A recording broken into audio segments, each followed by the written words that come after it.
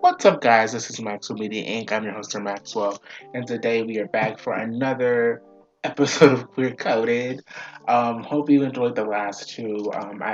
At the time of recording this, the J.K. Rowling one has not gone up. I've been working on it this week, and actually I'm going back to do some re-recordings because as of me editing it, I had found out. That's when I had found out that she's getting a TV series and she's the executive producer on it. So I had some things to say about that. So I'm going back to add some thoughts about that. But hopefully you enjoyed that video and it came out before this one, if all went according to plan. But this week we're actually talking about MLM rep in media. So for those of y'all who do not know what MLM means, we're not talking about multi-level marketing. We are talking about men loving men. So essentially gay men, bisexual men. That's who we're talking about. Pansexual men, trans Pansexual dudes. men. Yeah, talking about them. Yeah, there's a lot to cover in that field. We're specifically aiming at animation because it's like there's a lot of interesting subject matters, and especially in like the queer coding, between like in a lot of different mediums, and as well as canonical relationships, how much focus, what types of representation gets to actually be shown. We should probably like find time to talk about background dads. Like background dads kind of was the thing that kind of blew up like in a huge big bit of criticism, like I think half a year ago. Background dads. What are background dads? Okay. Well, I guess we'll hop right in there. So let's talk about the background dads. So I'm like, what's going on with that? So a pattern a lot of people started noticing in a lot of different forms of media was that most of the MLM representation that was around are the fathers of a minor character, typically, or a supporting character. Like it'll be the best friend of the main character in a series will be revealed to have two fathers. And this became such a I think like it really started like around when the Loud House and the Owl House, two house shows, and DuckTales.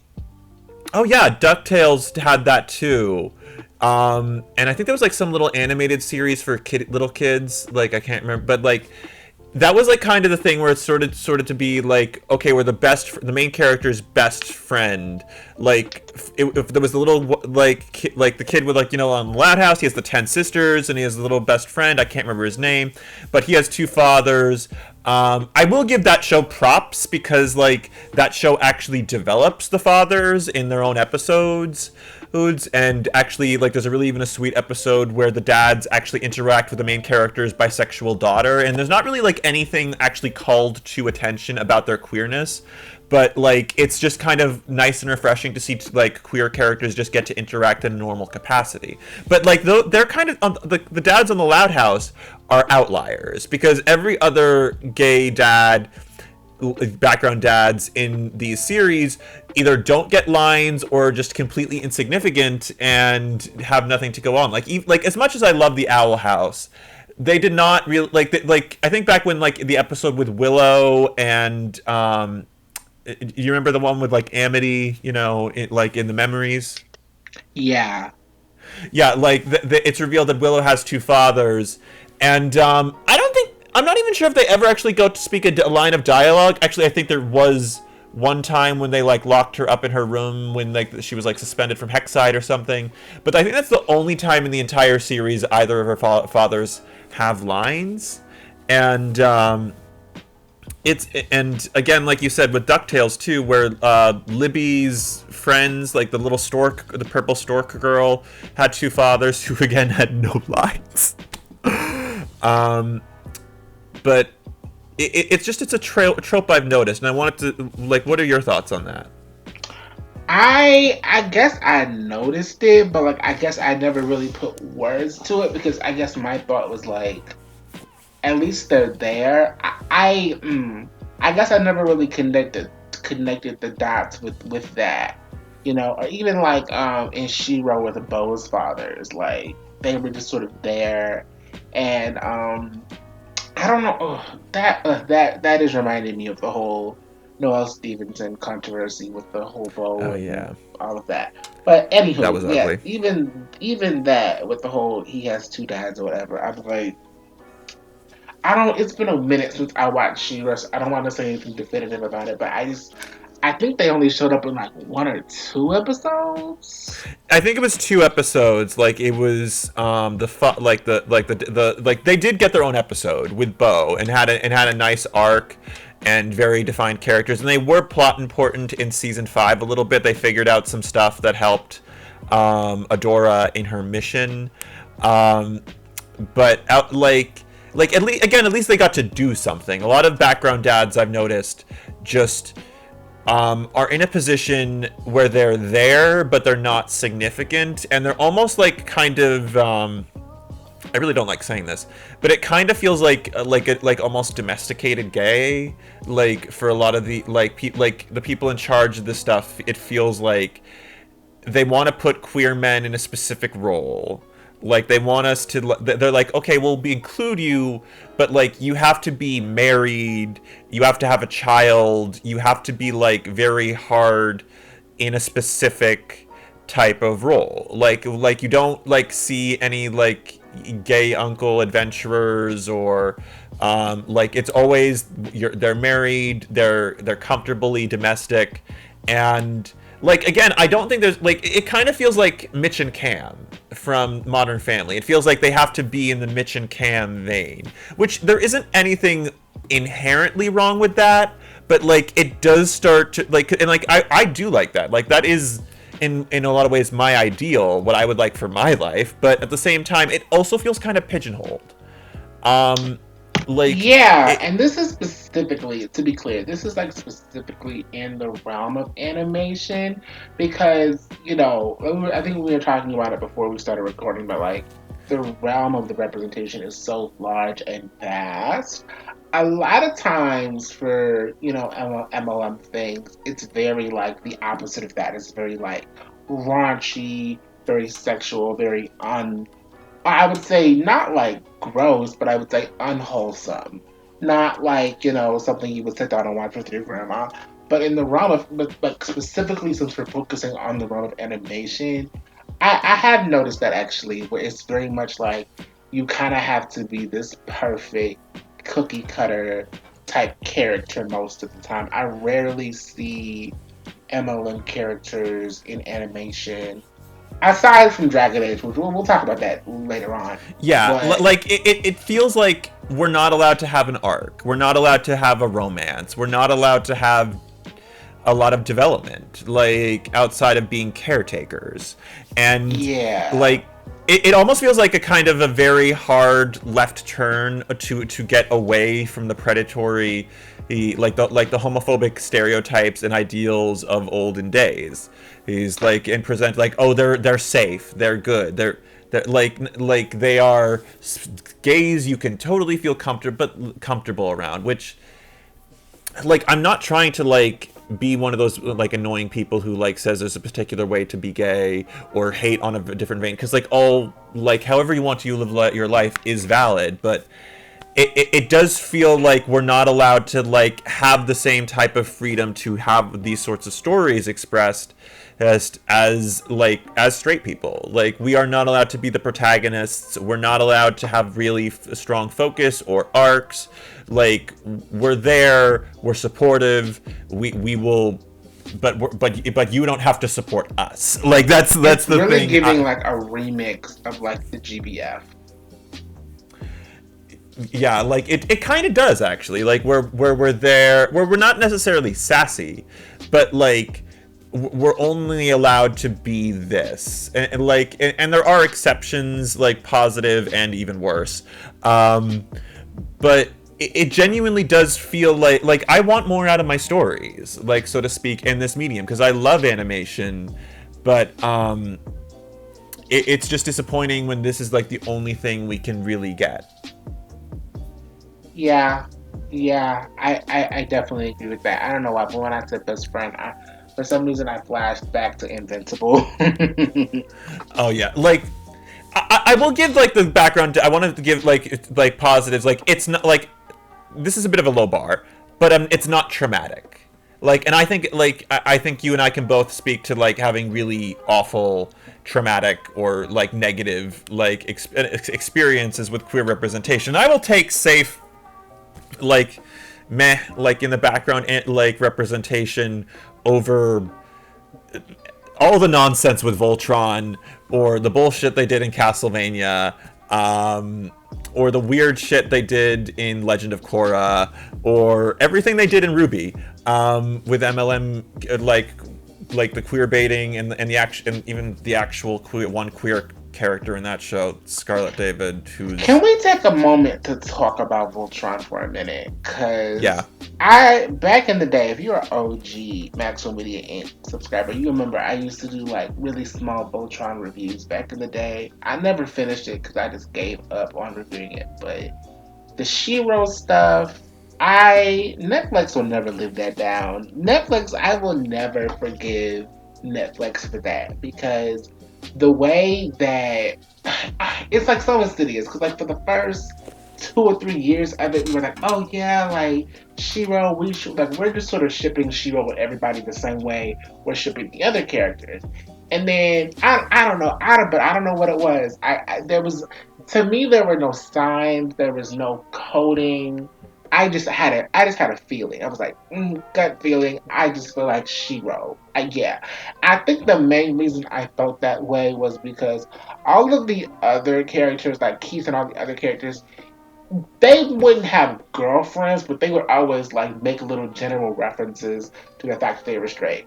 You know, whether it be I forgot the blue one's name, but when the when the Lance. blue one would always hit on the princess, or when Keith would Ugh. make little vague references, or Pidge. Well, Pidge is trans icon, but that's a different story. But you know, or Hunk talking about a future wife, like they would all like make offhand comments like that. Shiro would never, he would never really make a sort of offhand comment about that. He just seemed way more, just I not like turned off, but he there was just a lack of interest in those sorts of things.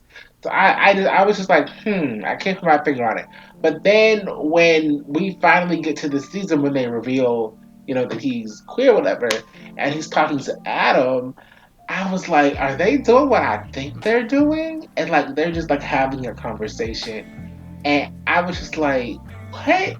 It was so confusing because like they didn't really say anything, but the way that they were talking, it was just sort of like, are y'all trying to be vague with it? Because I think they were talking about him going on a mission, and I was like, why are you going on another mission? And then I was like, why does this random guy care that she goes going on a mission? I guess they're a couple, and then they just revealed that Adam died, and then they don't give us anything else with the storyline, and then I guess in the flash forward, he got married, so congratulations. And it's like, where was the arc? Where was the arc? Like I was all in that. Like, okay, so I was like in the Voltron fandom. I was never really in the fandom because my sister like showed me the show. I got in like the day before season 2 dropped, and I never really got. I wasn't really in fandom spaces like that back then. So I just kind of like would watch it casually on my own, talk about it with my sister, and like that was like kind of the extent of it. And but like I didn't have high expectations for LGBT representation, and I didn't even ship Clance. I still I don't know. I can sort of see it now. Clans is gross to me. I don't know because to me Clans gives like because they always gave like older brother, little brother, even sometimes father and son with the way that Keith would look up to him. So I never really shipped them to be honest. Well, there was admittance like there was a lot of like I think Schaeferless's video on it broke down how much queer baiting there was between them and there were romantic parallels. But like the thing is for me Lance was just an uninteresting character because they never gave him anything to do. So like time anyone tried to like sell me on Lance, I'm like, I don't see why you're investing in this character because he's not interesting. He's not doing Oh, anything. Lance was Like, the oh, blue he'll have one, an right? yeah, Lance was the blue one. Oh, I thought you were talking about Shiro and Keith. I was like, No, not Shiro. no. I meant Lance and Keith, I was not like, not Shiro and Shiro and Keith. Keith. I was like, that gives father son. Okay, Key Lance. Okay, I'm with you. Continue. Okay, so yeah, so like Clance, but like it was just very like I don't know. I was much more drawn to Shiro because I think he was like the only one of the two characters in the series that actually felt fully realized as a character. But like, there was a lot of issues in the production and like so like the story is. And this is like the Cliff Notes version, is that they plan to kill, like the showrunners, Lauren Montgomery and Joaquin Dos Santos, wanted to kill off Shiro at the end of season 2. Done, dead, forever, not bring him back. But like he was so popular that the executives made them bring Shiro back, and like and there was like a lot of fighting, and apparently they brought like the reason they brought Shiro back early in season 3 was like because of the executives pushing that. But then it's also like Keith leaves at the beginning of season 4. He just kind of pieces out, and a lot of people were like, oh, why did he just leave? And like there was this video that broke down how it's kind of obvious what was supposed to happen was that like they planned out the series and a lot of the animation setup up until that point with like in the mind that set that Shiro would be permanently dead. But then like instead, like what they did was they had all the stuff with Shiro and Keith switched out. They basically took Keith out of the main group, put drew Shiro over where Keith was supposed to be in a lot of scenes, and like just gave Keith his own episodes completely independent of everything else that was going on to balance it out. But at the same time, like, and then once I think when they got to the end of that story cycle, or like, and then got a bit of a clean slate, was at the end of season 6, because that's when Keith came back into the main group, and they tied both storylines together. But it was a terrible tying of the storylines together. And then like closing out for season 6, going into season 7, I think that was like the season 7 and 8. That was when they wanted to go back to Earth and start up that next leg of the story. But it wasn't like, again, the story had been a mess up until this point, and that's when they announced that Shiro was gay. And which, like, what did they do that for? I don't even know what was the point of giving it to us if you didn't want to actually do anything with it. I think the thing is, like, they knew that this was like the last 2 seasons of the show, and the showrunners realized, like, and the thing is, I think Joaquin Dos Santos openly admitted that he self-projected a lot, like, onto Keith and Lance. And if you notice very closely, like, they tried to put like Lance with Allura, and which has its own weird, gross age inappropriate things, because like Allura's age never gets clarified.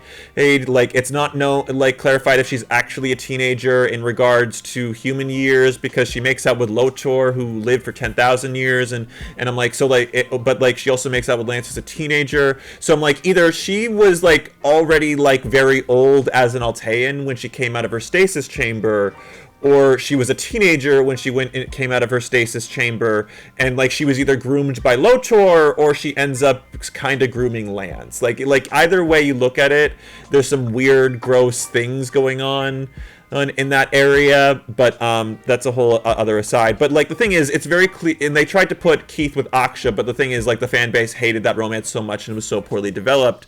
The voice actress for Aksha openly admitted that the entire romance plot between her character and Keith was cut because it was just, everyone hated it.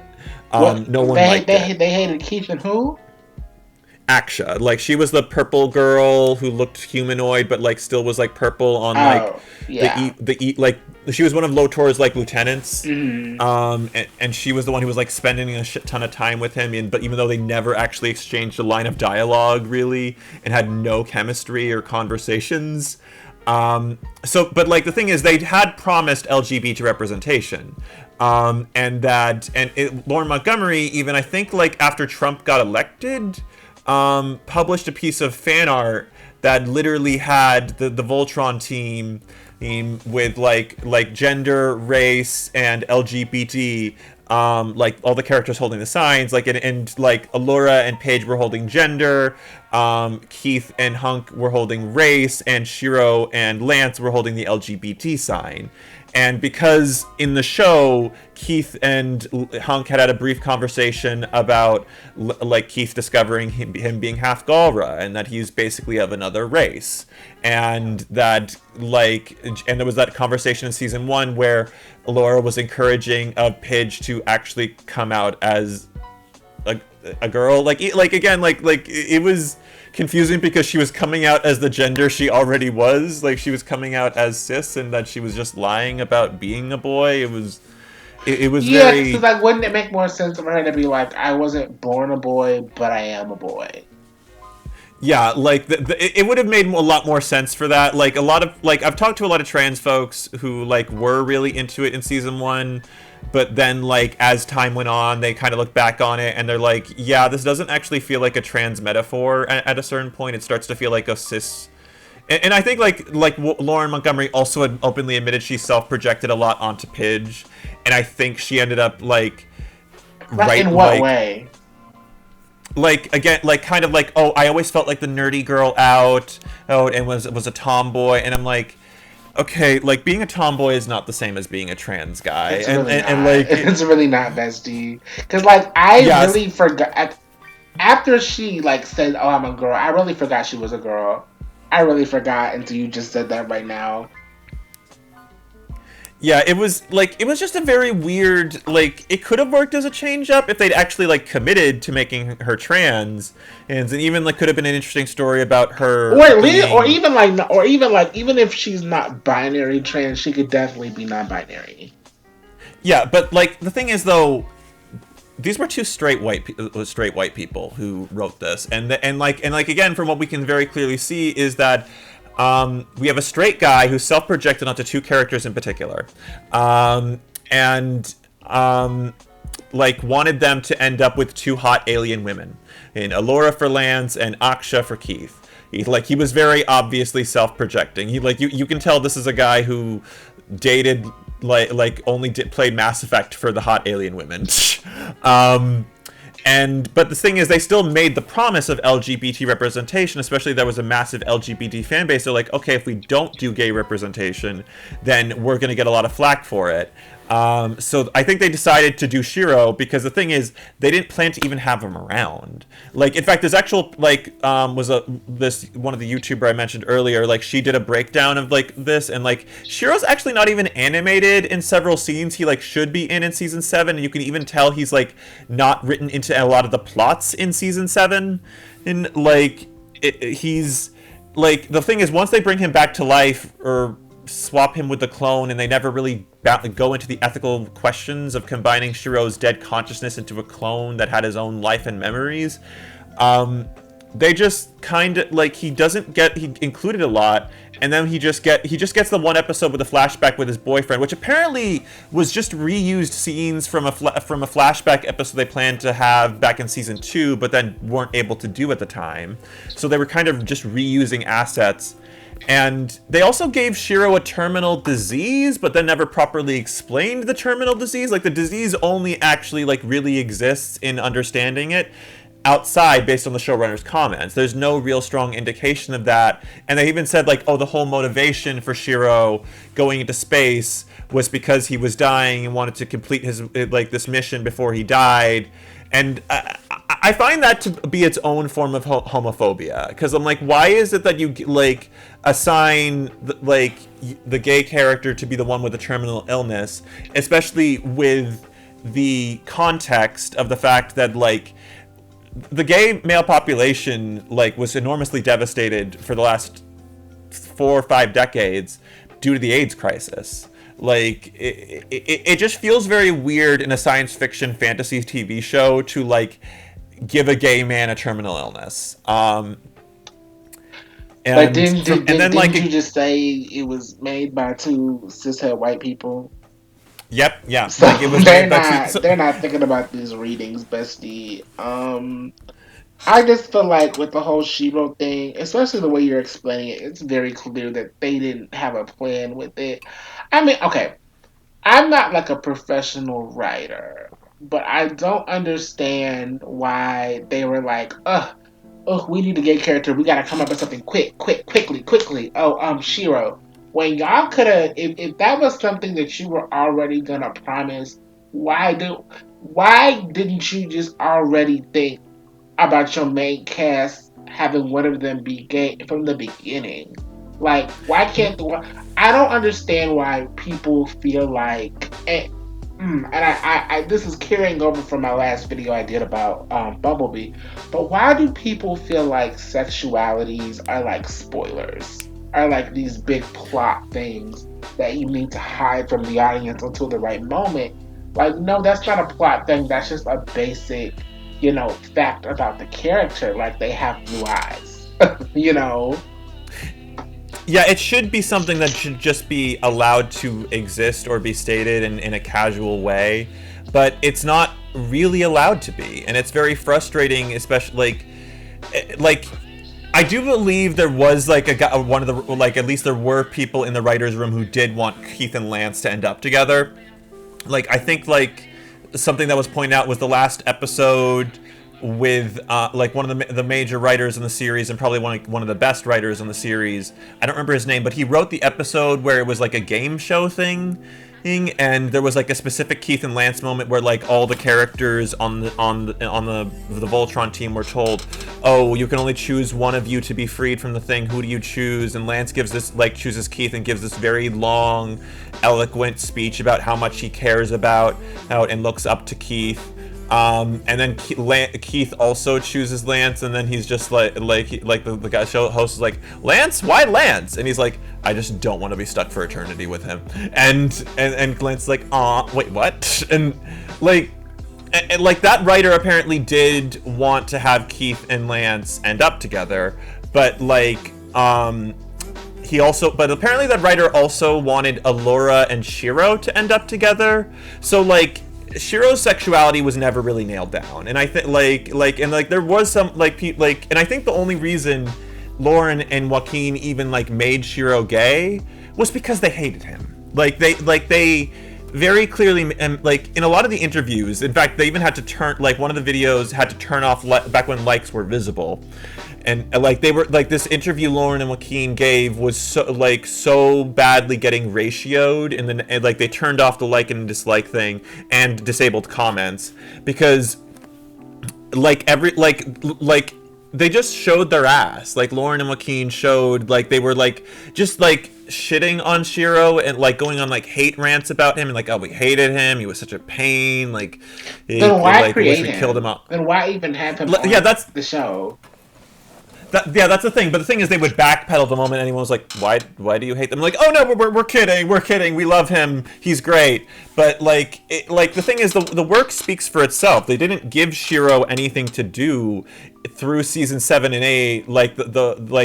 They had him lying unconscious on the ground when his big the villain Keith just comes in and kills the guy who tortured Shiro psychologically when he was enslaved, and I think might have even been implied to have been the one responsible for Shiro's dismemberment.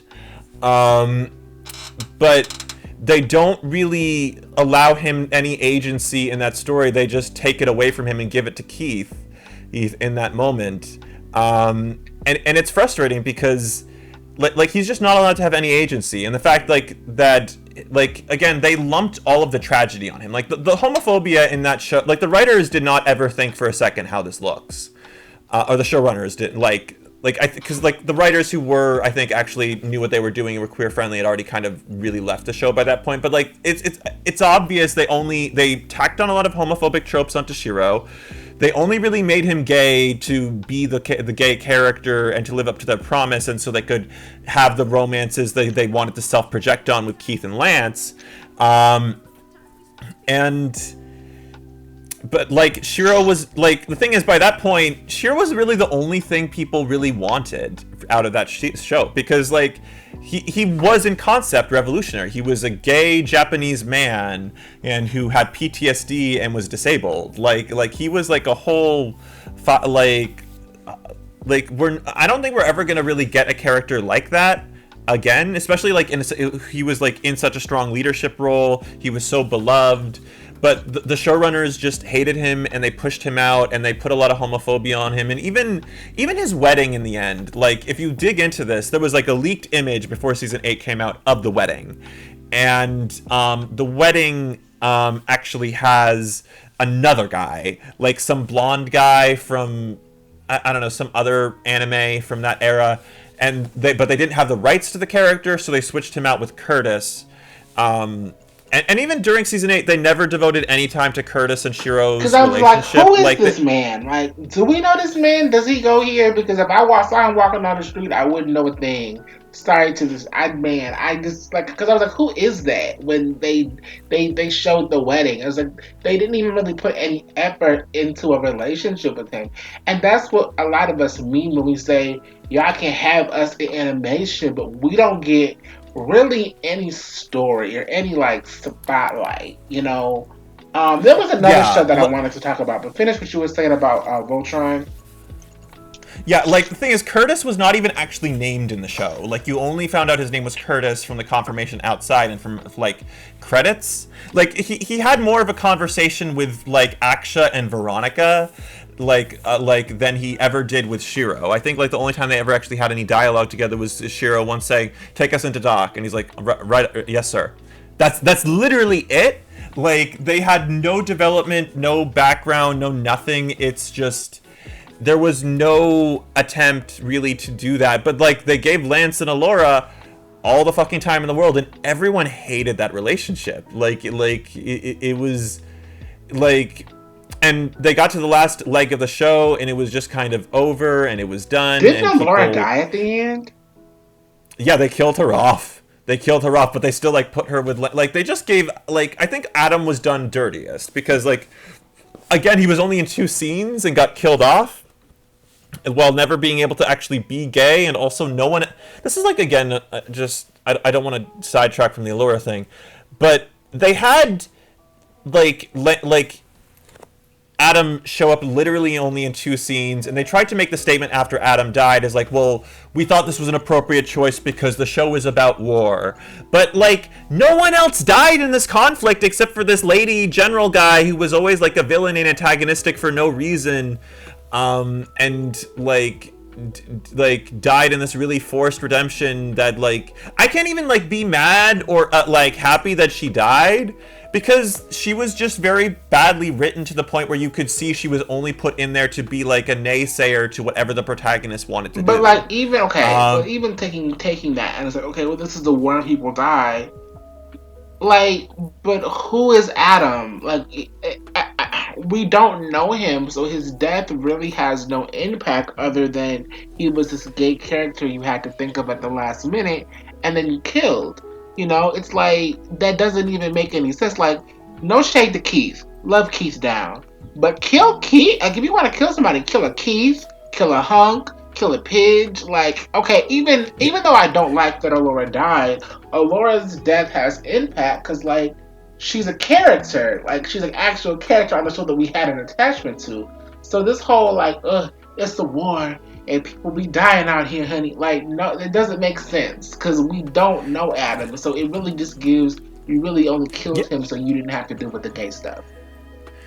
Yeah, like the only reason anyone would have any emotional investment with Adam is his romance with Shiro, which we didn't get to see, and again, they hyped that up. I need to make that incredibly clear. They hyped the fucking shit out of that relationship. Like, they confirmed it. They were like, "Oh, he's his fiance, hey, and we'll get to see more of him." But then, like, the only other scene he was in, it was when he died.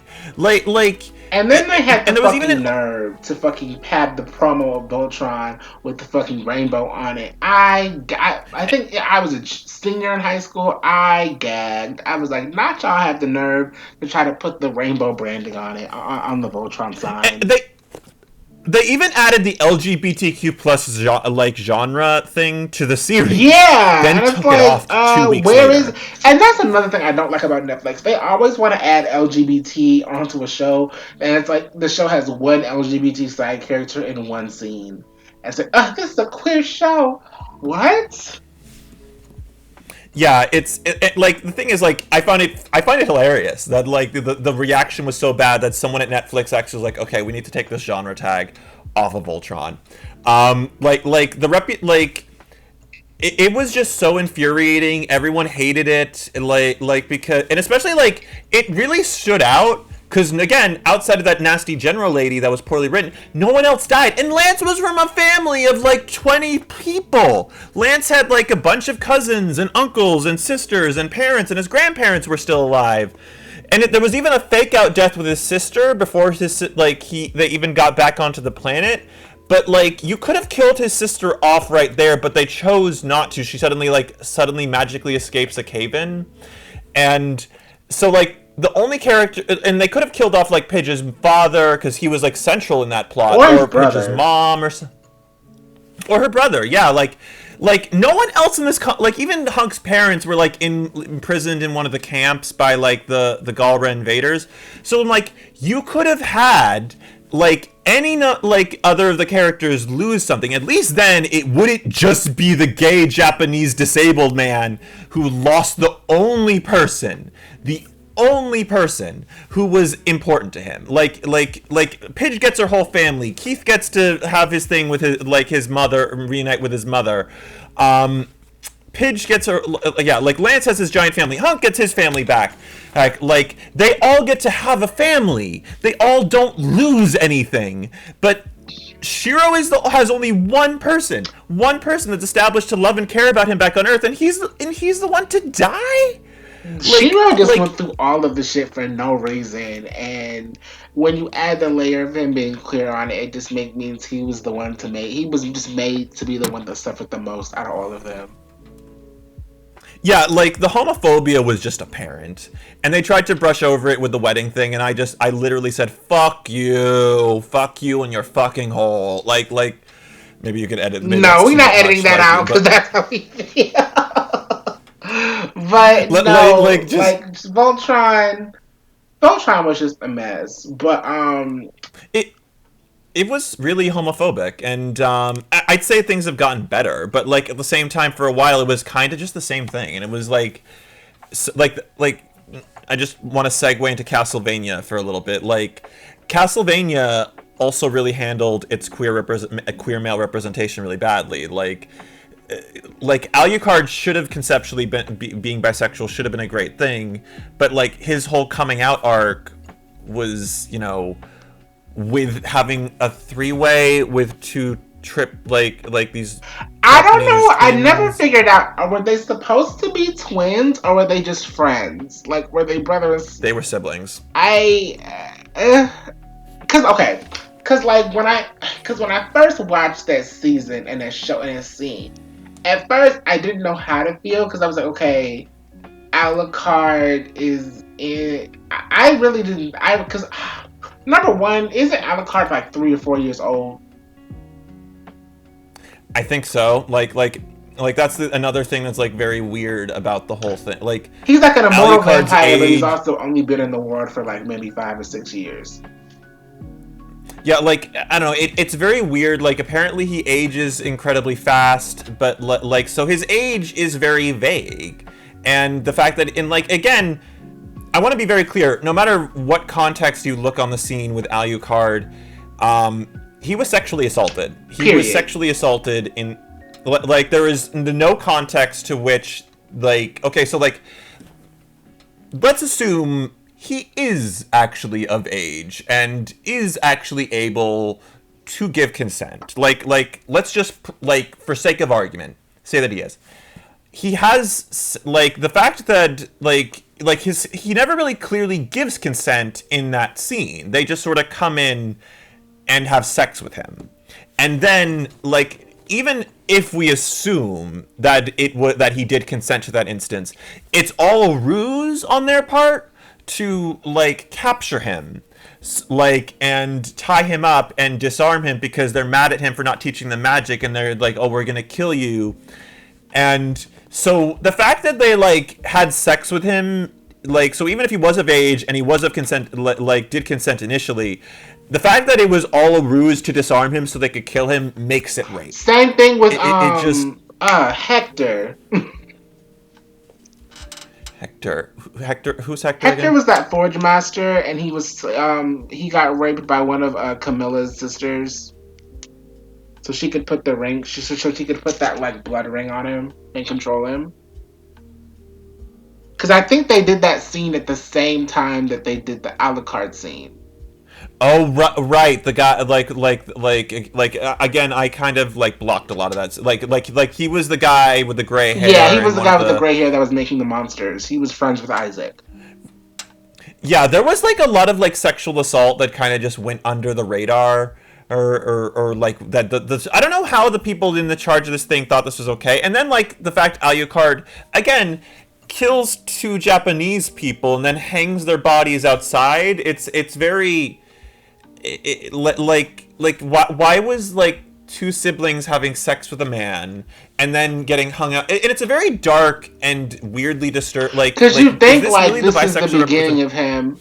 I like because like okay, all of the reasons you just said very valid. But then another thing for me that annoyed me about it was the whole season was about him being alone. Because yes, he is one of three main characters, but those other two main characters, yeah, they're going through some shit, but like they are in love and they are together and they have each other.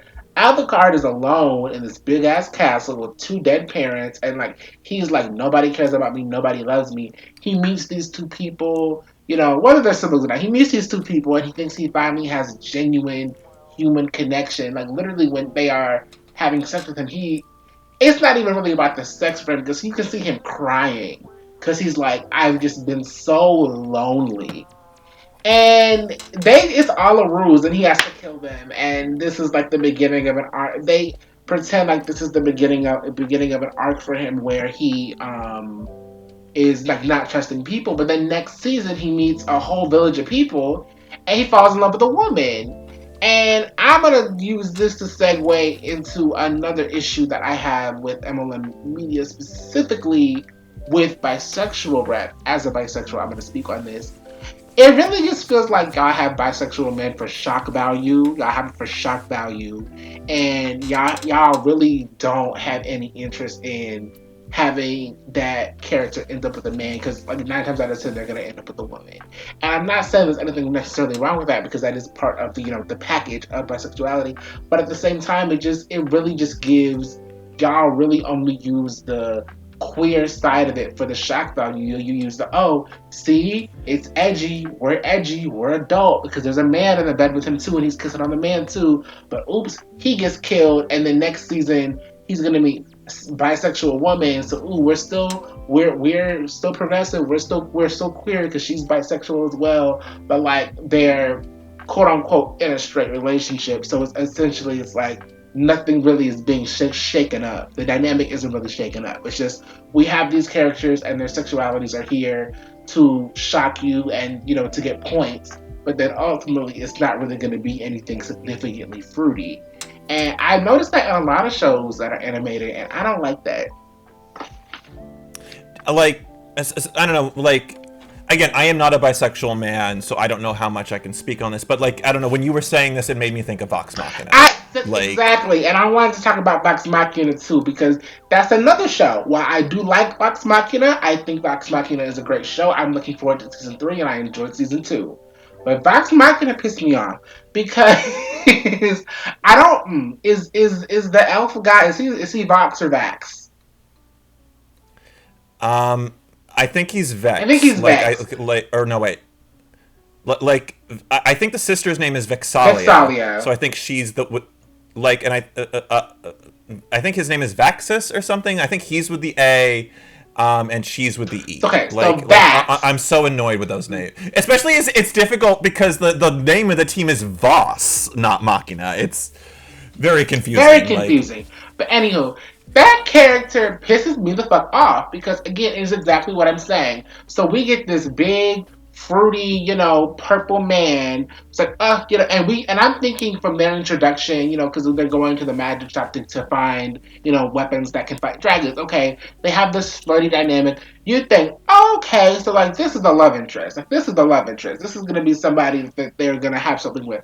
No, and then all of a sudden, they start pushing Vex and Keyleth, and it's like they have no chemistry.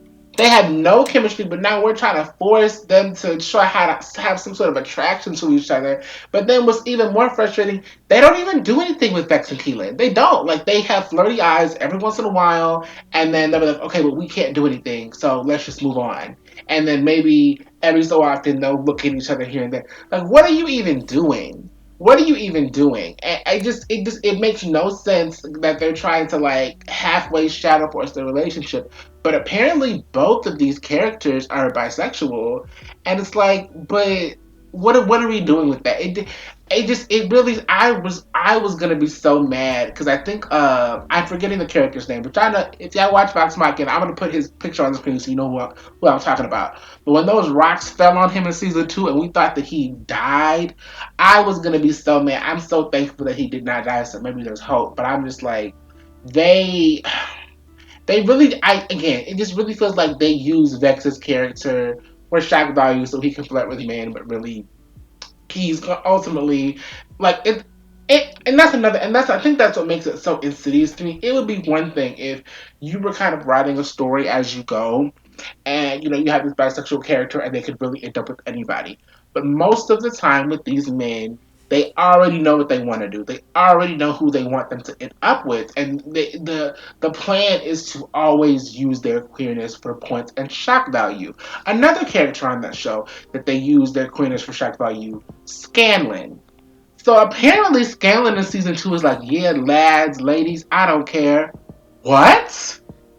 What? Where has that been? Where has that been? Because Scanlan has really only been seen attracted to messing with women. So to just have him just so sort of casually be like, oh yeah, lads, ladies, I don't care. Like, so you're telling me that this is yet another character that you use their sexuality and their what's the word? Promiscuity? That's the word. Whatever. Yeah, that's the word. You use that for laughs and giggles and jokes. But when it comes down to it, it's like that that makes his storyline in season 2 even worse because the storyline in season 2 is about how he's really promiscuous and he doesn't commit to anything because he's so promiscuous and he has a daughter and like he's like, oh well, I need to not sleep around so much and I actually need to like show up for my friends. And it's like, wait, what? When has he ever been shown as a character that would leave his friends to die? Like, when has that ever been a thing? And they give him a daughter. I hate that. That's fucking stupid because should having a grown adult child does not make somebody change like that overnight. That's not how that works. So to give him this daughter out of nowhere when that wasn't even his art so far, like so far I think his art in the story up to that point was being more in touch with his emotions and his emotional side and like getting more deeper into like how he feels about himself and his self-confidence and self-worth. And then all of a sudden I have a daughter and I'm bisexual and I need to stop having so much sex with people, then just, I didn't like that. So just to wrap up what I was saying, I feel like Vox Machina is a show that likes the aesthetic of like queerness. 'Cause I think like Vex's sister is also implied to be bisexual, but you know, I can speak to a lot of things about the queerness because like the thing is like I have friends who have been into the series and into the Critical Role thing for a while. mm-hmm. And I have a lot of the context because I know where the story goes and a lot of the characters go and who they end up with. And also like I'm aware of the like because again this was like an adaptation of a D&D campaign. Now I think the first thing to like say out loud is there's been a lot of negative reaction because I've talked with James Somerton and Nick Hergott. I'm in his Discord. I'm actually I'd say I'm pretty good friends with Nick about the queer representation. And when I've talked and when I talked about like some of the things. Yes, specifically. Okay. And when I talked with Nick about this, and he's like, "Oh, well, I haven't really seen the show." Oh, and like he's like, "What's your opinion on the queer representation?" Because I sort of like said some of the things you just said, and where I felt that like, and I felt a lot of the bisexual and queer representation in there wasn't as much as people hyped it up to be.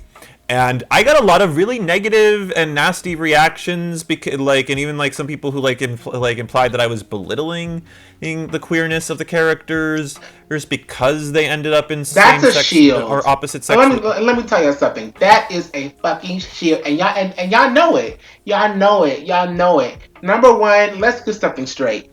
This is entertainment. This is entertainment. Yes, we're talking about representation, but at the end of the day, these shows are entertainment.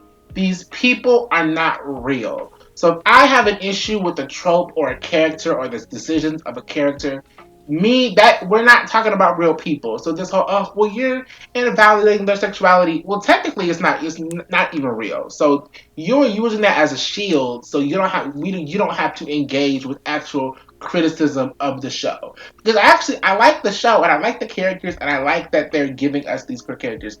But if I'm saying it's not enough as a queer person, you don't get to attack me and saying that I'm belittling, oh, you're belittling Vex. Vex isn't fucking real.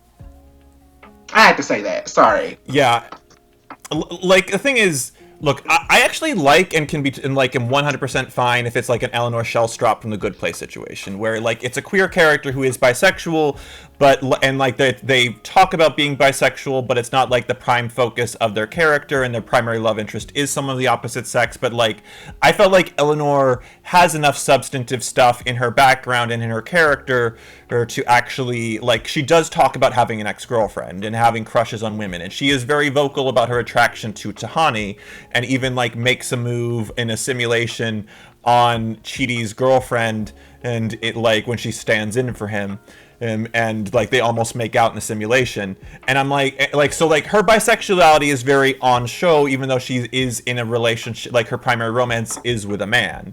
But like the thing is, like with Vox Machina, I think we need to address the fact that like this is a D&D campaign, and like this is a thing where like people will use the argument, oh well, this is like a thing in people's characters and you can't insult them like that, and I'm like, okay, if this was just a D&D campaign, I would respect that, but like the thing is that it has evolved past that. This franchise is literally being produced and released on Amazon. On like the people in, like the guys in this Critical Role group thing make like $1 million a year or plus or something off of like they are making a lot of money. It is now a product. It is not a personal thing anymore. It is now a product. It is now a product, and like the thing is, I need to address this as well. All of the actors who I believe to have participated in the campaign and have all their characters and whatever are straight, with the exception of Percy's voice actor or player thing. And like it's actually really funny that Percy kind of does, to me when watching the show, has the most queer energy. Yeah, I thought the gay character was going to be Percy, but I guess they decided it was going to be Vex and Scanlan. I'm sorry, like that still blows my mind that offhandedly they just said that Scanlan was queer in season 2. That blows my entire mind. Like the thing is, Scanlan was shown to be queer back in season 1. He talks about like having sex with other men, and he does make a move on tries to make a move on another man, like when he's like he's like this guy and he's like shirtless and bulky. And Scanlan's like, ooh, and like goes in and flirts with him and like tries to like convince him to like, you ever want to have a drink and hop in and then, but then the thing is, then Vax comes in and drags Scanlan away, and that really pisses me off, because like Scanlan, like just in terms of like the like Scanlan's like queerness in season 1 and season 2, his intersexuality in regards to men often feels like a joke. Exactly, which is like, why I feel like a part of me pushed it back in my mind. Yeah, like, because like, and like, or it's not as allowed to be as sexually like or visually shown as it is with, like, literally the series opens on him going down on this woman and giving like he was eating I don't know what the term is. Audience, that's what was happening. Yeah, like I think there's a different, but like again, I'm gay. I don't know the specific word for that. Like I don't need to know the word for that. I don't need to know the word. But like he was like he wasn't allowed to be shown. Like I'm like, why can't we see him having like fucking a dude? Like if I'm like, I know like people like typically say, oh well, you should like, why can't we see that? But like we saw him fucking like a woman, like in the very first scene he's in, like that like set the tone, like this is a bit of a raunchy show, and then in season 2 as well, like there's an entire sequence with like his daughter and he's talking with her, and we get a lot of like sexual talk, and like the background scene with him like getting whipped hipped in the like and like he's getting a lot of like highlighting of him being sexual with a woman. But I'm like, and I'm like, I get in the context of that conversation, he's talking to like the person who's saying she's his daughter. So I'm like, but like he even throws out a man's name, Bert, at one point, or like, so it's like implied that he might have like had sex with and possibly could have knocked up a trans man, or at least that's a I don't know, but like it's frustratingly confusing like on a variety of levels. And you can, and like there's even a point where like he makes a joke, he's like, oh, I know about a man like sticking stuff up like another man's rear end, like when he's putting like, and it's a joke for putting a weird seed up the half giant dude's ass. I can't remember his name. I love him. Like, is it Grog? It's Grog. It's Grog. Grog, yeah, like putting something up Grog's ass, and I'm like, oh wow, anal sex is a joke. Like it's not even like an actual act of sex. It's a joke about gay sex, and it really is. To me, it's just like frustrating to see like gay sex reduced to that, especially like where sex is an active part of a lot of the stuff. Like it was even that whole kinky thing, like where like the NSFW drawings like of that weird little fawn guy who turned out to be a god, or something, like with like between Vax and Keyleth. And like, okay, so I know Keyleth, I do know that Keyleth is Demi. Vex, like the sister, is bisexual. Vax is also bisexual. Scanlan, I think, is bi or pan. I don't know the specifics, but I also have to say one thing, like just to loop back to Vex. Like I want to, well, Vax. I mean, I will say quickly on Vex. Vex is like the only queer character in that show I have no problems with. I think like they do a good, they do an Eleanor with her, where like I think it's clear she's bisexual and her main romance is with another man, but like at the same time it doesn't feel like she is not, it doesn't feel like she's being pigeonholed, but with like or being kept from like an option she actually has chemistry with. But like in regards to the brother, to Vax, it does feel like that, because like I'm sorry, but like a plus-sized black gay man who they have chemistry, like the chemistry is very palpable. They had chemistry and they had a relationship, and then as opposed to a skinny white elf girl. Like, I'm not trying to hate on Keyleth. I like Keyleth. I just don't want her with Vax. I don't. Like it's just like the way it was explained to me, like by someone who like was, I think it was even like in that server when people were lashing out at me, is like, okay, so like this was a D&D campaign back then. I think this was like the first D&D campaign they really did that like became big, and they're like, okay, they're like the merchant guy was an NPC, or like a character made by the dungeon master, while Keyleth was like her own character and her own thing, and they're like, okay, I think they decided to pair up their characters together because it was a campaign, and they chose it because of that. But like at the same time, I'm out here like, these are two straight people who have made two queer characters who end up in an opposite sex relationship, and don't really, and like it feels like, again, like the queerness is not allowed to like breathe in the way it actually would, like it doesn't actually feel like the merchant guy is allowed to have a chance in hell. Exactly. Like, and it doesn't and I just want to chime in for a second, because I don't want it to be misconstrued that we only want, like, for bisexual men, they have to end up in men at all costs. We're not saying that. I personally, I'm not going to speak for Albert. I personally, for myself, I feel like I just want whatever feels natural. There are plenty of shows that animated, not animated mostly, where there have been bisexual men characters, and maybe there's some arcs where they're with women, maybe there are some arcs where they're with men, and their queerness is never forgotten, and they're always presented as a queer character, but they just sort of go naturally where their heart goes. My issue specifically with this show, Vox Machina, is it really just feels like they are forcing characters together just because, and it feels like specifically they are using the queerness for shock value and jokes, and there's nothing really substantive going on with that. It's just like anal sex jokes Yeah, for shock value. yeah, I want to make it clear here as well. I actually would love some more opposite sex relationships that are like bi for bi and all that. That like, but like, just have it be that the chemistry is actually earned. Like again, Chidi and Eleanor, like I will go to bat for them. Like I adore them. I still even like headcanon and like look, as a gay man, I ship Clois. I also ship Superbat and Klex, but I will go to bat for Clois. Like for Clark and Lois's relationship, I do You ship Clark love and them Lois? together. Yes, I do. Interesting. I've always been I like not. I've I always not seen it for them.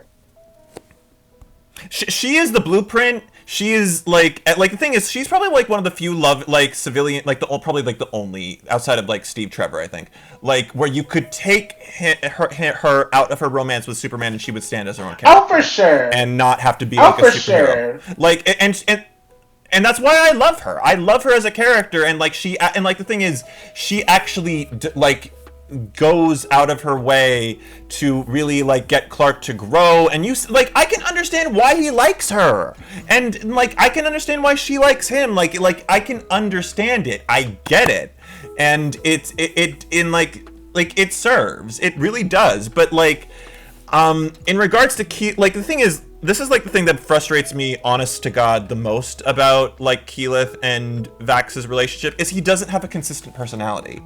In regards to his attraction. Okay, Yeah. like the first time we see him, I thought he was gonna be like, oh, like he's a real flirt. Because he literally flirts with that ogre guy when he's like in the middle of the brawl with him and he's like, oh, you wanna like and then the ogre guy like even reciprocates for a second, and like you think, oh, okay, they might end up fucking, but they don't.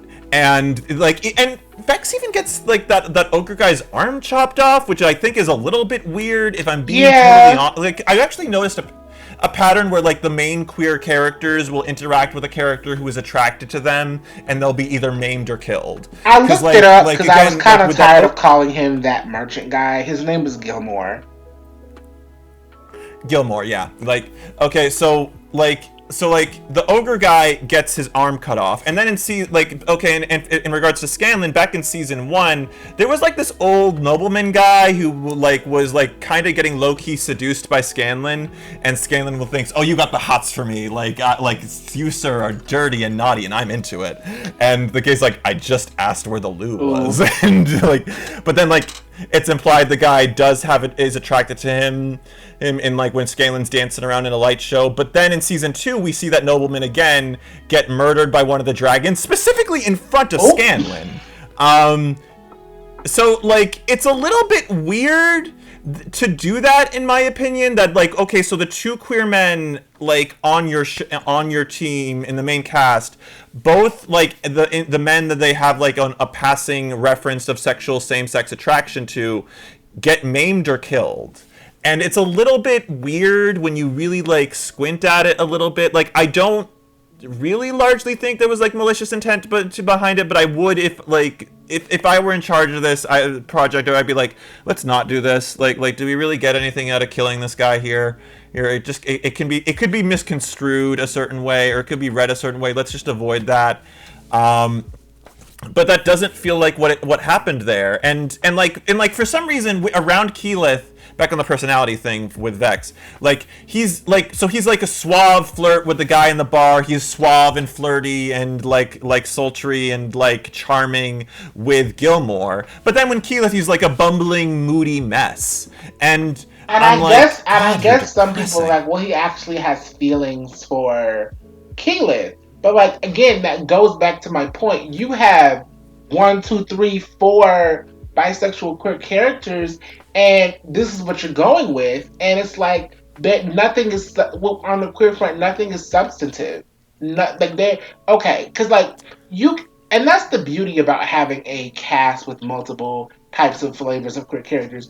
You can have one character be more traditional over here and have another character go in a different direction. But they have all these characters and it's just the same. Like the queer stuff is for jokes, the queer stuff is for, gags and flirty shit. But then the actual serious shit, we're just going back to, the default.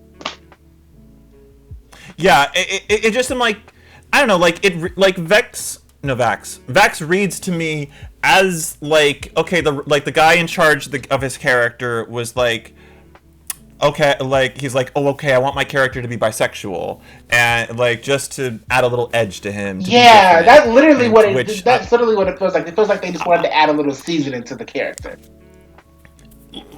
which I'm like, look, if you want to do that in a campaign, it is a little bit reductive, but like at the same time, though, if it is, but if you are genuinely feeling like, okay, I want to explore that, like there are times where like a character would just be more interesting. Like by and large, characters are just more interesting if they're queer because it's more story possibilities. And it's more like, and like again, I'm sorry, but like people are more attracted to diversity because like we don't get to have a lot of these stories explored. So yeah, people are going to be into it, but and even like I get on a creative part, you want to set your character like apart and do something really unique and different and special, and even like step outside your experience. But like I just think that his straightness ends up like prevailing, I guess, in terms of his like, because like again his character only ends up flirting, like he's sultry in fact, like with all the men around him. Like in fact, like the only people he flirts with really are men.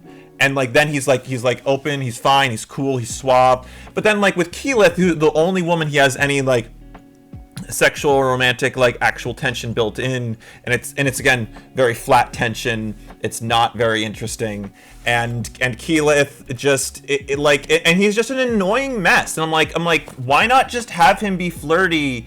Like I can't nail down his personality. I can't get invested with him. Like every other character in this story, I want to like give them props. They actually feel like consistent characters. Scanlan never feels like there's never a scene where I feel like, why is he acting like this? It's like, but like Vax, every scene I'm in, like, why is he being so inconsistent? Why is he being so annoying? Why is he being so uninteresting? Why is he making me cringe I so hear a hard? Like, lot of what was? excuses about season two because he is going through a lot of emotional shit when he gets that armor. So I guess Yeah, but I'm like, I don't know. I don't really buy that fully. Like, I get that he was moody and nervous back then, but he was also moody and nervous back in season one.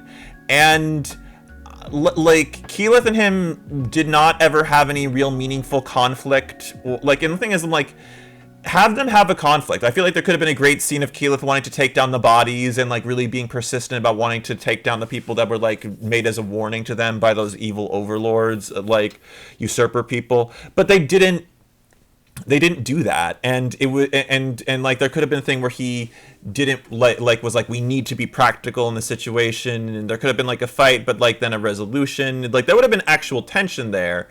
But like, no, he just gives this weird cringy love confession, and even she's like, now really, and and then I'm they like, just decide to and put the it fact that on they, hold, and it's like, okay, well then why even do it? Why even do it if y'all are yeah, gonna say no, but then keep dragging it out in season two? Like, just let it die.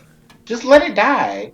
yeah, like, and the thing is, at least with other, like Vex and Percy, like you can tell this.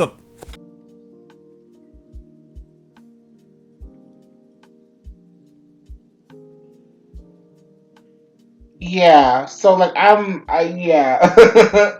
it just really didn't make any sense with them, and I just feel like that is a show where they use it for they use a lot of the core elements for shock value while not intending to have any substantive conversation with that. Yeah. So I don't. I It didn't feel genuine or considerate or thoughtful, and I'm sorry, but I kind of resent, like I just wish it was for, like there was better things. And also, um I have to say I'm a little frustrated because like whenever I'm in the conversations with fans of the show, they keep bringing up a gay character that comes in later down the line, and I'm just kind of sitting here thinking, okay, but they're not here in the show. And also I'm like, the cast already has like what, seven main characters. There's the twins, there's Percy, There's like there's Scanlan, seven. there's I the think the whole team girls. is like seven. Shout out to Pike. I like Pike. I think Pike gives me queer vibes too. but they're pairing her off with Scanlan. Which actually, Pike and Scanlan, I actually like them together. I wouldn't mind if they got together, but Keyleth and Vax, no. It's just it kind of stands out that like okay, of a team of 7 people, there's gonna be like 6 of them are gonna get paired off. Like Pike and Scanlan, Percy and Vex and Vax and Keyleth, and and the thing is, more than half of the team is queer. Like we like again, Keyleth, um, Vex, Vax, and Scanlan are queer canonically, but like they all end up in opposite sex relationships, and that's a That's very a very weird weird choice. Very ratio. weird choice. Because, like I said earlier, this is a gift. Like, you have such an amazing gift where you have a show with all these different diverse characters. So, okay, you can get away with having one or even two, like cishet pairings, but you're not gonna have at least one main queer pairing. Not at least one. Now, come on now. Like that's stupid. That's ridiculous. Yeah, and it just I'm trying to like look at it positively because like I know they said like oh there's a gay character that's coming in later down the line, but I'm like is he gonna get really any time to focus or be important? And like is he really gonna get priority? Is he really gonna be allowed to actually be a character that like gets all that time and development and focus that he deserves in this story? Especially because like the plot is very in focus in this series. So And it's like, it's just I wanted to make another distinction. I think the fact that these main characters are queer and they are getting to be clear, they're getting their stories. We're not saying that they're not getting development, but what we are saying is the representation of the romance. It's not giving. It's not giving in that area.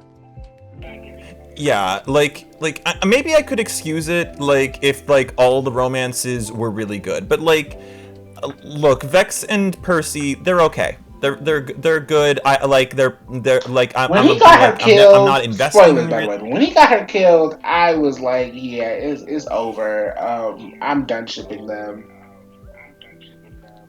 Oh, okay. Well, like I'm still like okay, like this isn't bad. It's not something I'm gonna write. It's not Clois for me. It's not the Hawks. It's not like, um, it's not one of those straight ships I will actually go to bat for. Like I am not someone like I have like 5, 6 like straight ships or MF ships that I will actually be like, okay, shut the fuck up and leave them alone. Do not disrespect their name. Like leave Hawkman and Hawkwoman alone. Leave Clois alone.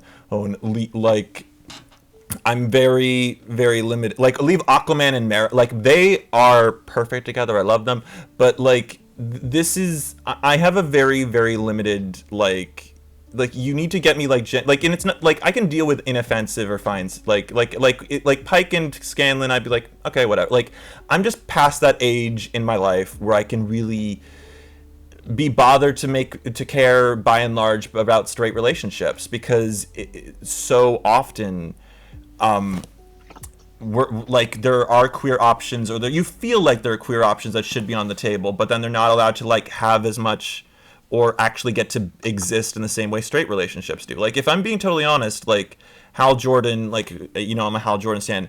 Like Oliver Queen, Green Arrow would be with Hal Jordan instead of Dinah Drake if it was one or the other. I ship them as a thruple, but like if it was really down one or the other, like Ollie has literally dropped Dinah at the drop of a hat when Hal Since calls him. okay, Like that like on the that note of Oliver Queen, since I am a survivor of the CW verse, I'm always gonna go hard for Oliver and Barry. Sorry, not sorry. No, no, don't. You can't go. Like they are the like in comics, they hate each other. They are That was my shit. Ollie and if you were Barry. No, don't get me wrong. I love Candace Patton. I love Iris. But Ollie and Barry, runner up. Like I said, I love them down. I love them down. like don't say that in the DC No, community. They come will for me. come for I'm you. ready to I'm not fight kidding. y'all because they literally have so much chemistry. Like literally in season one, when Oliver would like cameo on the Flash, I'm like, girl, you can leave Iris alone if she doesn't want you because Oliver Oliver will have you, and Oliver Barry is would. I forgot because like I forgot who does he end up with on Arrow? Is it the girl who with the glasses who's smart? Felicity, Felicity, Felicity, trash, trash. it is trash. Like, I love my Jewish I love girl, but Felicity. like, I love Felicity. nah. That I don't get me. No, don't do Felicity hate. Don't do Felicity smoke hate. But like them together, no. I feel like the only person in this world that could really understand Oliver is Barry. Period. Period. Period. Period. Thing is, they just like in the comics they hate each other. They are they want to like I every like time like enemies to Ollie's like lovers. you like there's this. No, this is not even enemies to lovers. Like if you ask Barry who he hates more, Eobard Thawne or Oliver Queen, like he's like, I'm gonna have to think about that. Like he legitimately hates Damn. Oliver to an extreme extent. Like they are so like in the comics, like Barry is actually unfortunately kind of one of the most conservative superheroes there Ew. is. And Ollie is probably one of the most like progressively leaning and liberal, like, so they politically despise each other. Like Hal's kind of in between the two of them, and Hal is like Barry's sort of like best friend boyfriend and also Ollie's best friend boyfriend. Like there's this like iconic cover of like where he's like fascist freak and like hippie loser, like, and they're yelling, and Hal's like got his hands on his face in the Hal was middle of like, I them, have two and hands. like it's like, but like Hal is like I guess like just I guess we're getting sidetracked from the animation thing, but like it like queer couples aren't allowed, like like same-sex pairings aren't allowed the same chance to actually exist and like at all and thrive in the same way that straight couples do. And to It's shift gears just a little kind bit, of a because I want fact, us and to like stay on, I want us to stay on track, because I don't want this video to be too long. But let's, okay, we talked about Vox Machina. Was there anything else you had to say about Vox Machina before I move on to Young Justice? yeah, so I'm really disappointed in the show. Like, I want to also say I don't want to like invalidate anyone who gets anything out of the representation in the show. Oh, I want you to be like understand, like, Stan, this is just something I'm kind of seeing, like, just on the, like, I'm analyzing this on the like on the players as a product, and I'm just sort of like posing, like saying the thing of like I would like more LGBT representation that is coming from like equal opportunity. Like, okay, if the man ends up with a woman, I want it to be because they genuinely have the most chemistry. Yeah, I want the characters to have consistent personalities because like I still enjoy Scanlan. And even though like there are some problems I enjoy Vex. I actually can kind of enjoy Keyleth, but like uh, Vax is just irritating and frustrating, and I would like more significant LGBT representation, and like because at the end of it, it makes Gilmore kind of feel like he's just kind of tagged on there to really just be queer and not allowed Yeah, to actually be he given just the feels like freedom. the obligatory fruit on the show. And then another thing, as a dark skinned thick girly, it really makes me like kind of disappointed that to see another thick dark skinned queer girly on screen, and like they, it could be fun. We can flirt. We can play around a little bit, but you will never be like an actual option of like desirability that hits like really negatively for me. Yeah, So I'm like, damn, we really it, lost. yeah, like it really like I could see an argument if Keyleth wasn't actually like, you know, like not a skinny white girl, but like because like I've talked with a lot of my Asian and my black and and like other indigenous peoples about like I understand this, especially because like I am someone who will even ship like I want more Jewish ex-Jewish couples because there is not like seriously, like there is literally none I can really think of in comics or animation or anything. Like there's like one Jewish character and like oh the other converted or something, and I'm like good, like you are Jewish there too and that. But like I would genuinely like it if it was just two Do characters you of mean like a Jewish and background. I'll be sure to ask you this more often when you talk about Jewish rep. But do you mean ethnically Jewish or do you mean religiously Jewish? Either. Either. Just like like one of the reasons I ship Spider-Man and Moon Knight is just because they're both Jewish. Like again, it's gay, but like also like the big draw factor is the fact to me that they are both Jewish and there could be interesting conversations about that experience for them. In that regard, it's also one of the reasons I ship Iceman with Peter. Like, if I'm gonna put Peter like with who he has the most chemistry with, probably in all of like men in comics, it's either Deadpool or the Now Human Torch, Johnny I go Storm. hard. I go But hard for Peter Parker and Deadpool.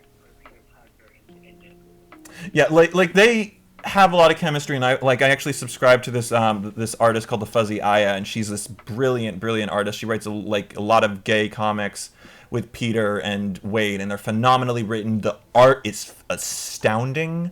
Like it's but like but these shit like Ice Spidey and like and Arachnite are really important ships to me because like the like and even Hal Jordan and Harley Quinn, like because they actually did hook up briefly in the comics. It's like they made out with each other after like fighting these aliens together. And she even like squeezed his butt and everything. He actually kind of has a bigger like he's actually like if it, like forget Nightwing. Hal Jordan has the biggest butt in DC Comics. Don't we will fight Um, about that like because don't do Nightwing. Don't come for Nightwing. I'm just it's true. Have Like you I'm seen just like especially Nightwing? In because like how literally in every piece of media Nightwing is in. Ass is just assing. like the thing is like in comics a lot of people like Dick is not very comfortable about like being like objectified like canonically in his character throughout a lot of his history, so like a lot of people lean away from it especially because like it kind of gets a little flanderized, but like Hal does like being sexualized like by and large, like he's at least unbothered by it, like he is a massive flirt, and he like Dick on the other hand is not like he's really like a lot of people like think he is, but like when you actually read a lot of his comics he's actually really like a lot of people don't have like he's actually a lot meaner, like he was actually more the mean Robin when he was a kid, not Jason was actually the sweetie. um it, and but in regards to that like Hal and Harley Quinn like are a couple I really actually do actively ship because again they're both Jewish and like they do actually have like substance for it in the comics. It's in a degree of chemistry that I really appreciated. Like they were flirting with each other and having fun, and well like there was this hilarious sequence where like he's knocked unconscious and she's like trying to pry his ring off his finger so she can use it to save them from crashing, and they eat and it just like it's important, but like I feel like I got away from the whole point. I'm just saying like on Vox Machina, I don't want you to feel like you're being invalid because I'm not. I'm just trying to be critical of it.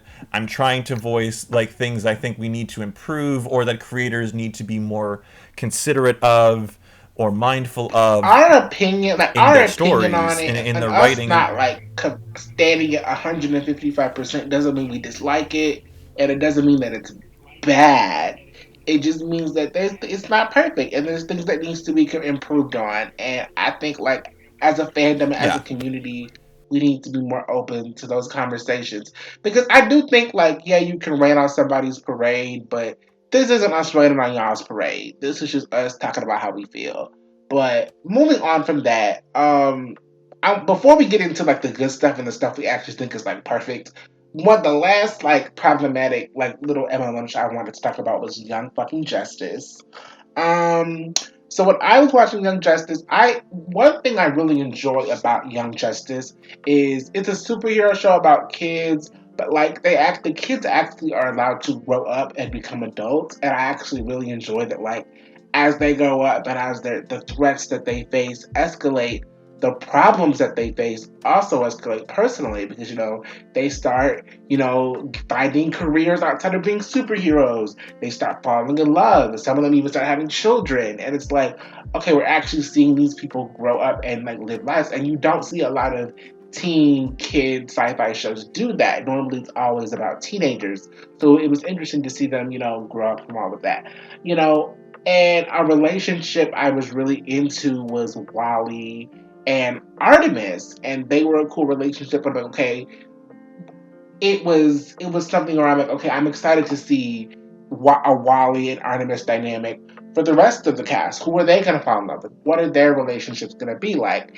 And the character I connected to the most was Calder because he was the black guy on the cast, so I related to him the most out of the cast. And they didn't really get too much into his story until they kind of revealed in season 3 that he was queer. And when I say they don't get too much into his story, what I mean was his personal life in terms of like who he would want to be with romantically. They didn't really get into that kind of stuff until season 3. They just sort of revealed that he had a boyfriend, and we were all really, really excited. I myself was really, really excited. And then the tail half of season 3, and then season 4. We rarely, if ever, see them because he gets upgraded from Aqualad to Aquaman, which you would think, oh, okay, that means he's going to get upgraded and he's going to, be more powerful, and we're going to see him go on these cool adventures because now he's Aquaman. Now he can go on all these cool adventures with his boyfriend or husband or whoever he was.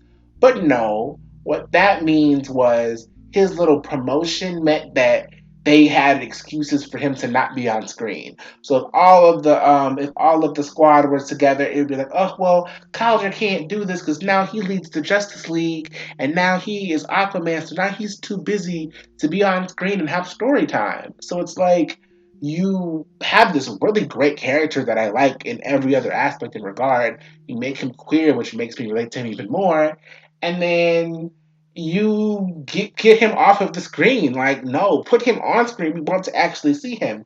Now, to their credit, they did give us some episodes here and there with him and his partner going on adventures and being in the plot a little bit.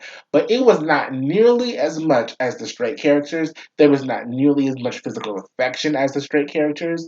And I didn't like that. And I also felt like they did a good job by introducing fuck. There was a sea monster character in that season that had a husband and a wife, and they were like a little poly family, and I thought that was cute. But like, really, Calder and his relationship don't get a lot of focus. And they even introduced this like female Aqua Lad character who's like a female version of that. And they almost like try and tease that there would be something between them, even though Calder is supposed to be gay. So I don't know what that was about. But Al, what were your opinions on Calder? Um, jumping off of what you were saying earlier about how he, like, I was really excited when season 3 first started because I'm like, oh wow, the guy he because Calder was probably one of my favorite characters on the show because he was like competent and the leader, and I liked the fact that he was Black Manta's son, and I liked his plot role back in season 2, but the thing is, like, I think the time skips and a lot of other creative decisions, like, they tried to make the entire Young Justice TV show like the DC Universe TV show. Like, the main cast past a certain points fell out of total focus altogether. Like,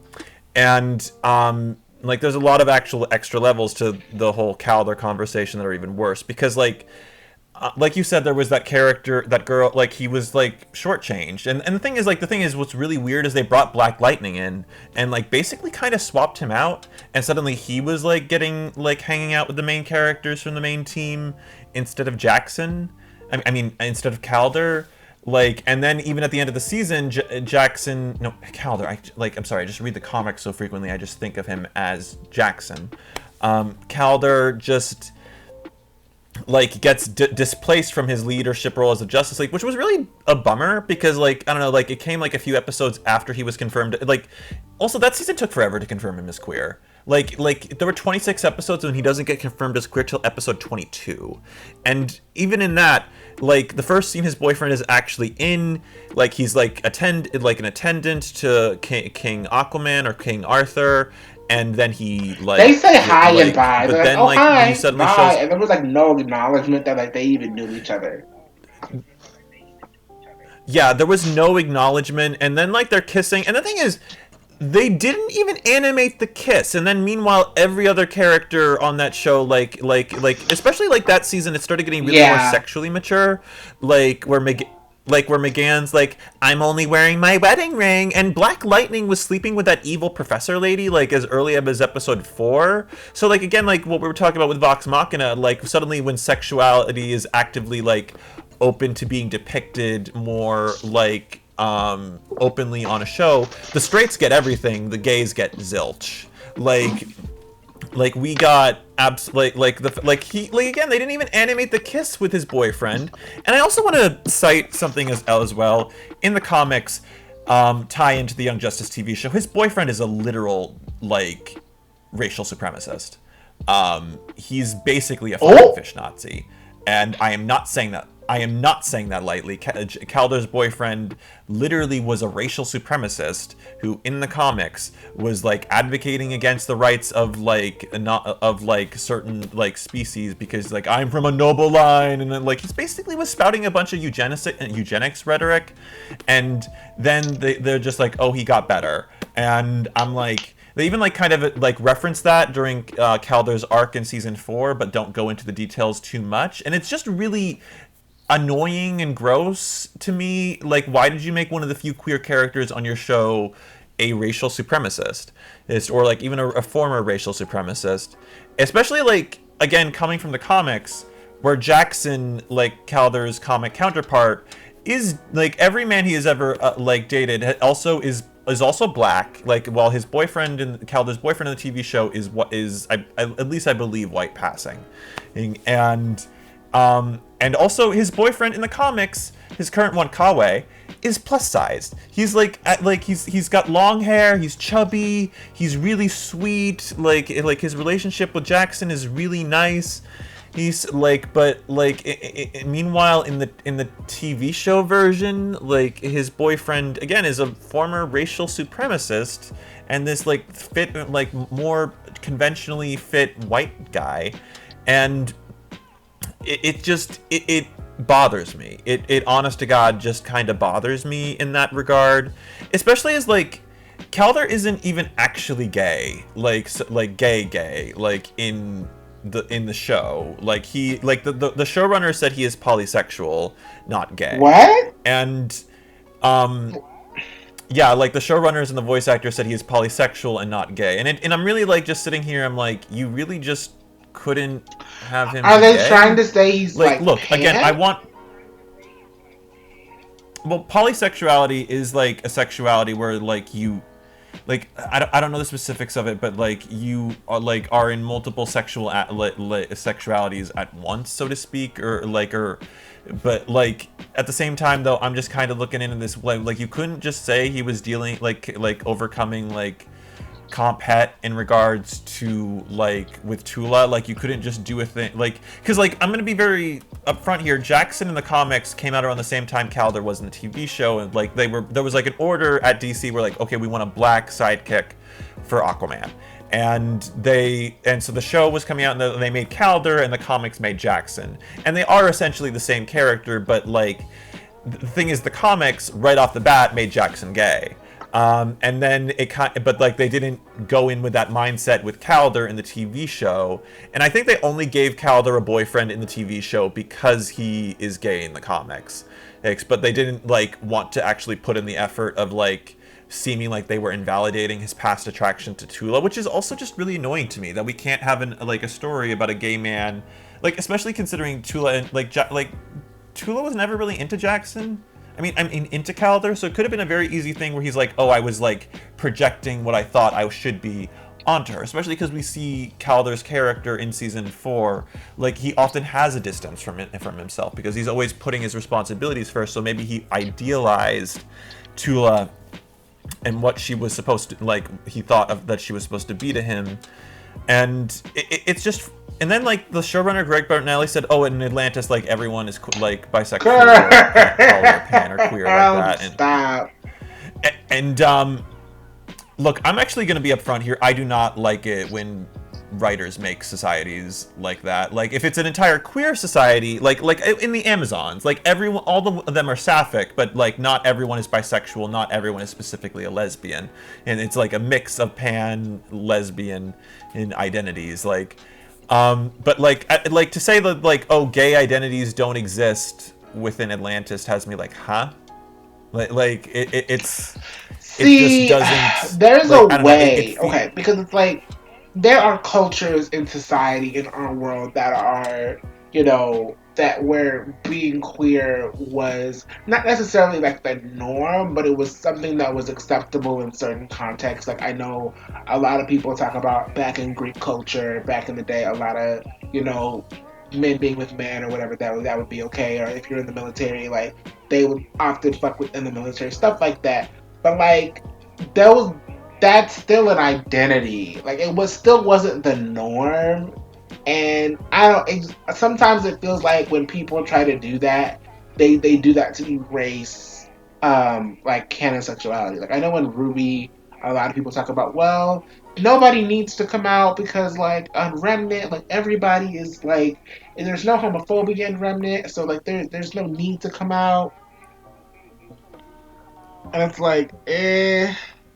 yeah, I don't like that. Like, especially as like you could do creative different things. Like, okay, in my novel that I'm writing right now, there's different you're called like a sister of Simoy, or a sis or like a brother of Clovaby. Like it's like an inference like of for your attraction for like the saints that they worship are like it's like their own universe version of like saying you're a lesbian or saying that you are like a gay So man, is and it like similar because to like again like like I I get guess back in like the 40s and 50s being like a friend of Dorothy? yeah like because like again like the term lesbian is like specifically rooted in the island of Lesbos. So like in a fantasy world or in a world that just is divorced from ours, the word lesbian realistically would not exist. But I'm just kind of sitting here. I'm like, there are other ways to do that. In fact, it could strengthen the world building very easily if you just worked that in there. But like even like in Star Wars, I really liked the how like the like in the novel tie-in like Obi-Wan like kind of came out as bi romantic asexual in like one of the tie-in novels, and it was very intriguing and interesting being able to see him talk about and explore his sexuality like that, and but also like in a lot of these fantasy realms, like again like Atlantis, in to loop it back to Young Justice because I don't want to get too distant from that, like in Atlantis, it's 7 different kingdoms. And are you really going to tell me that all of the 7 of these kingdoms, like, all have the exact same, like, concepts of sexuality and gender? I don't really buy that. Like, there are going to be cultural differences. There are going to be different approaches and whatnot. But, the series just isn't willing to really get into that in a meaningful way. And it just, like there's probably going to be someone who's saying I'm erasing like by wanting Calder to be gay to match his comic counterpart, but his comic counterpart these TV shows are supposed to be adaptations of the comics, and even if they came out around the same time, Jackson has been gay from the start for years longer. So I'm like, why and if you made him get a boyfriend, why not just have him be gay? Why not just have him be this? Why is it that in the adaptation you chose not to adapt that? It's very confusing to me, like, and it's frustrating. It's but like I will say, is there anything else you want to add in about Calder slash No, Jackson actually, in this? I pretty much said what I had to say. It was just sort of another example of like, okay, we're gonna use the queerness, we're gonna use the fruitiness for points, but we're not gonna actually give any substance to the relationship. But we're gonna spend all season focusing on Magon and Connor for the billionth fucking time, But I actually wanted to move into like good MLM rep because I wanted to kind of end on a positive note. I I do want to talk about that too, but I wanted to also talk about some of the other and like other queer rep Okay, that's within Young fine. Justice, if that's okay. So like the thing is, Calder's not the only MLM rep within that show. Like that, like the thing is, but like Impulse or Bart Allen and Eduardo are actually a Wait, couple, and like what? they are canonically a couple. Yeah, the thing, like, I'm not making this up either. You can go and look on like Bart's wiki on like, and there's actual sources that back this up. So Bart and Eduardo are a couple, and like, but like, so Greg Bertinelli, who again I want to make very clear here, I am not a fan of him. Specifically, talked about how like he was once asked about like queer rep on his blog, and he brought up specifically the couples of Dick Grayson and Wally West and Jaime Reyes and Bart Allen, and he said that like he knows that those ships are very popular, and he did indicate one of those characters is actually queer. And then he, in another thing, mentioned that Eduardo has a boy, like is gay and has a boyfriend, but he said he isn't allowed to say which.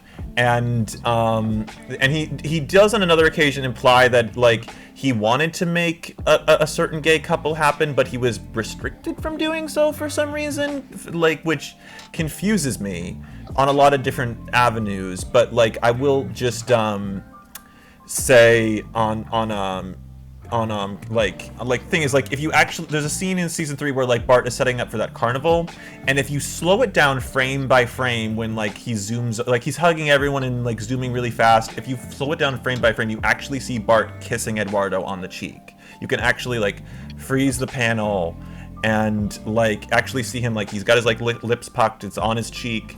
It's not an accidental frame, but like it's literally built in to be a blink and you miss it, or you have to like slow it down really slowly in order to get that frame. Like it's not something you're gonna pick up on from like even just watching normally. But Bart and Eduardo are a couple, but like, and like the thing is like I used to really project and relate to like Bart as as a kid, but it really disappointed me because that like they didn't even really outright confirm it, and that like I have to dig for it, and that people were even still denying it even when I had brought up those resources. And I just it frustrated me a lot because I'm like, okay, this is the thing I wanted technically since I was a teenager, and it's not even really there. And like again, I don't really want it even at this point, especially in like part of me does still, but like with the bad handling of Calder and his sexuality, and the way he gets shafted in favor, like again being displaced from his leadership position. And also I want to just say like we didn't talk about the Sapphic rep a lot in like I don't think we talked a lot about Sapphic rep too much, except like Vex and Keyleth and earlier on, but I need to say that like what Young Justice did to like Beast Boy's mother, Maria Logan, was incredibly lesphobic and awful. Like in the comics, they like in the show they show she dies by like in a like her car drove off a cliff. In the comics, she is actually mind controlled by Queen Bee, who is stated to like only be able to control people who are sexually attracted to her, into driving off the cliff. Queen Bee literally uses her same-sex mind control to make Maria commit suicide. And this was like the reveal that Maria was a lesbian in the comics. Like this was like the first time they ever did anything like and Greg Bertinelli even like says Maria's a lesbian in other content, but like it's just really weird to tie in like to first off kill off a lesbian like that. Like this was the first actual queer representation the show actually had, to not even actually show it in the main show and leave it to the comics, and then have it be like in like all the reveal of her queerness is literally tied into her death, like and making her commit suicide again. Like I think we touched on this earlier about like how suicide is a very prevalent and heavy thing within the queer community. To do that, it's really gross and it's really despicable, and I want to believe in the better faith of the series, but like the thing is that the writers of the show have a lot of problems that they, and especially in how they write romantic relationships. Don't even get me started on Connor and Megan. Megan is a fucking monster. But I think that's everything I kind of need to finish saying about that. I wish they'd done Calder / Jackson better. I wish that Bart had actually been allowed to be openly in his relationship with Eduardo, or at least be given development like that. Or that we just got more queer rep all around, because again, that show was very straight centric. It was really, really, really, like, they were like showing, like, having, like, in season 3 and 4, like, straight couples were fucking everywhere there, and they were constantly making, there was even like a sequence thing of like, oh, Connor and Megan are making out, and no, Beast Boy and Princess whatever the fuck her name is are making out, and now, oh, Brione and Halo are making out, and well, like, Halo did come out as non-binary, and is in a relationship with Harper Row now, but like at the time it was a little bit like, okay, it's a little straight centric. It's a little like they could have done more. They could have at least evened it out by like maybe downplaying some of the, like, the straight couples in that series. Definitely, hardcore agree. Also, shout out to Lagoon. I nobody really talks about him, but I enjoyed him. He made the Atlantis plot a little less unbearable.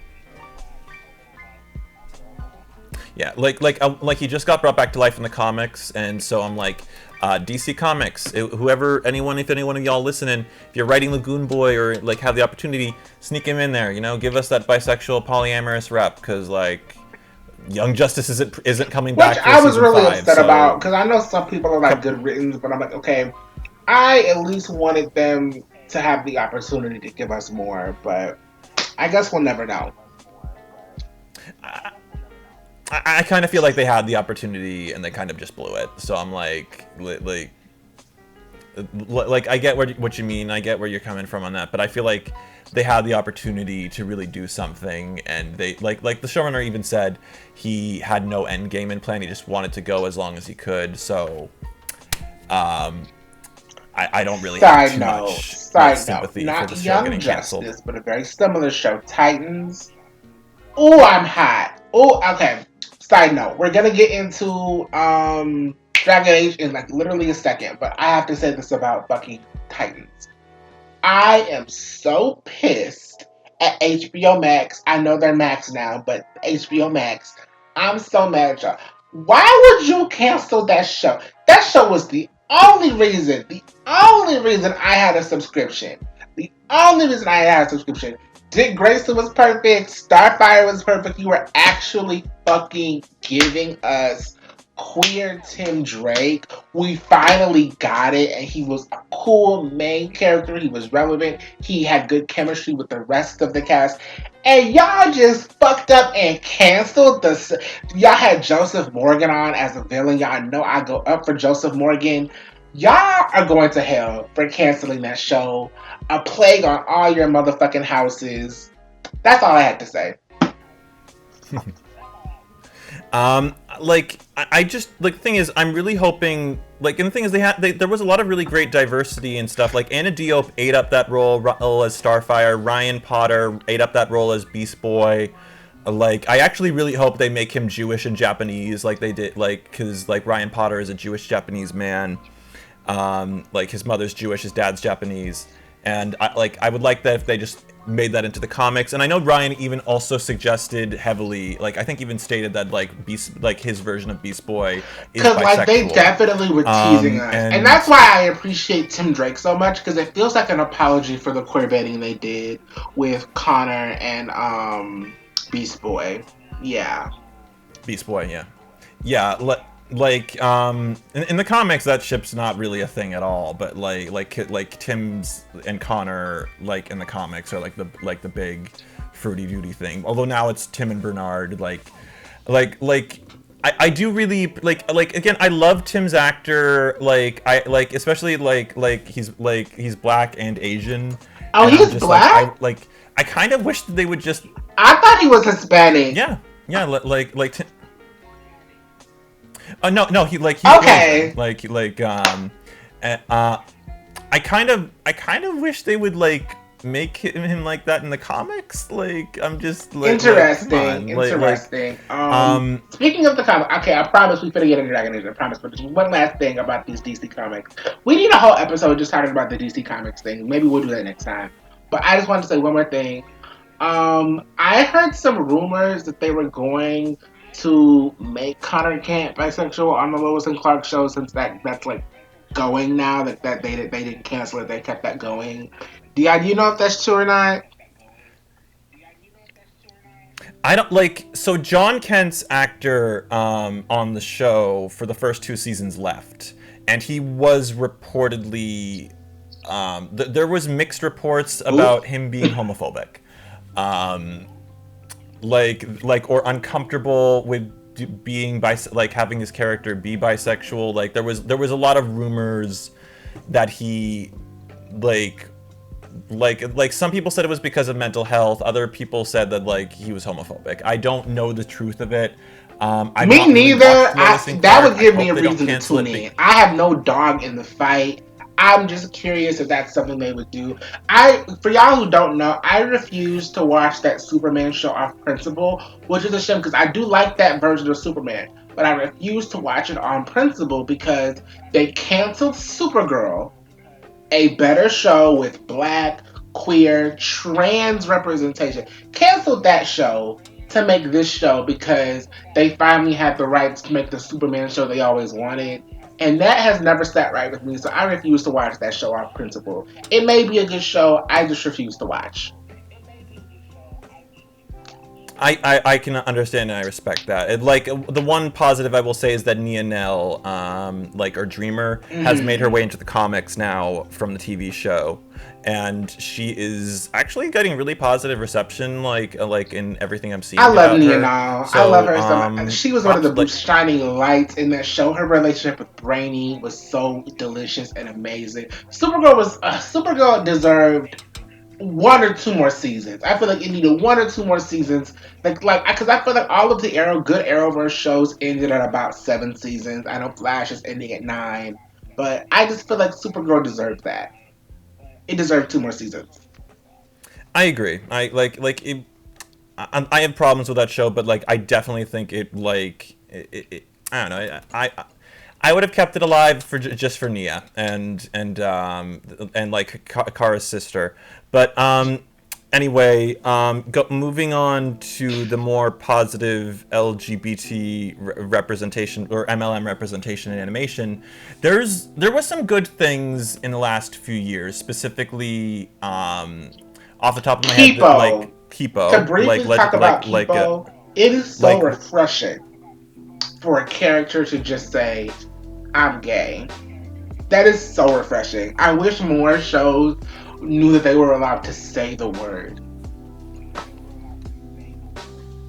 Yeah, like it was so strong. I'm like, I think it was the first time I ever actually heard like the word gay. I remember I went I was like legit like, I'm like, they really did that. Like they really, and I wasn't spoiled on it. I saw it as I was watching it, and I'm like, oh my god. Like, and I was just like processing. I'm like, I got a gay character. Oh my, like, oh wait, a black gay character. In animation? Like, I was like, okay. Like, it was just so good, and he got a romance. Benson and Troy, boyfriend, and his boyfriend 10. Was Latasian. Top 10. They were so good. Like, it was so sweet, and I was just so happy, and like it was cool. They got an arc. Benson got a character outside of his romance. Like, he got everything. Like he was just so prime, like rib perfect. Like just I could not have asked for anything else. A little longer, please. Longer. The series was phenomenal on every freaking level. But it's just really disappointing they didn't end up doing more with that, with that series. Like, and the thing is, like, this is like a thing I think Netflix like is guilty of with a lot of things. Like, because another positive MLM representation I think was in Dead End Park, Dead Endia or whatever, with like the main character Barney of that show was a gay trans man who's Jewish. Like, I was like, a Jewish like trans dude that's gay. I was like, oh my god, like I was like, oh my god, what? Like I will never be over that show getting canceled. I'm Netflix just has some gems in there. Like I think another show that I mentioned in the last video I did was one of the main characters in that show about the apocalypse, The Hollow, Adam, right off the bat. oh right.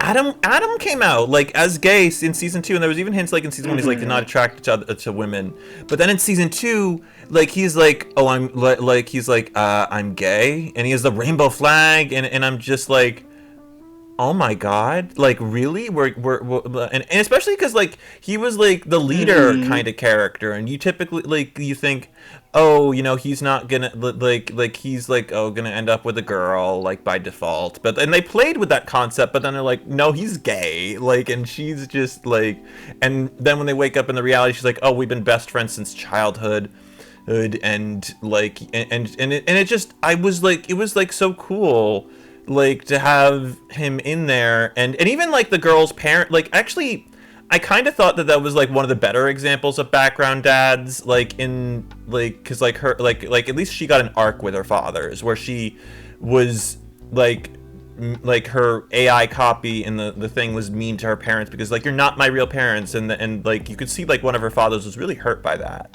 and like really like, but like kept it under his tongue, and then she's like, like, and then she comes to term with like she's not even technically the real her because they're like a technological copy of themselves, and like the version of her father in there is created from her memories.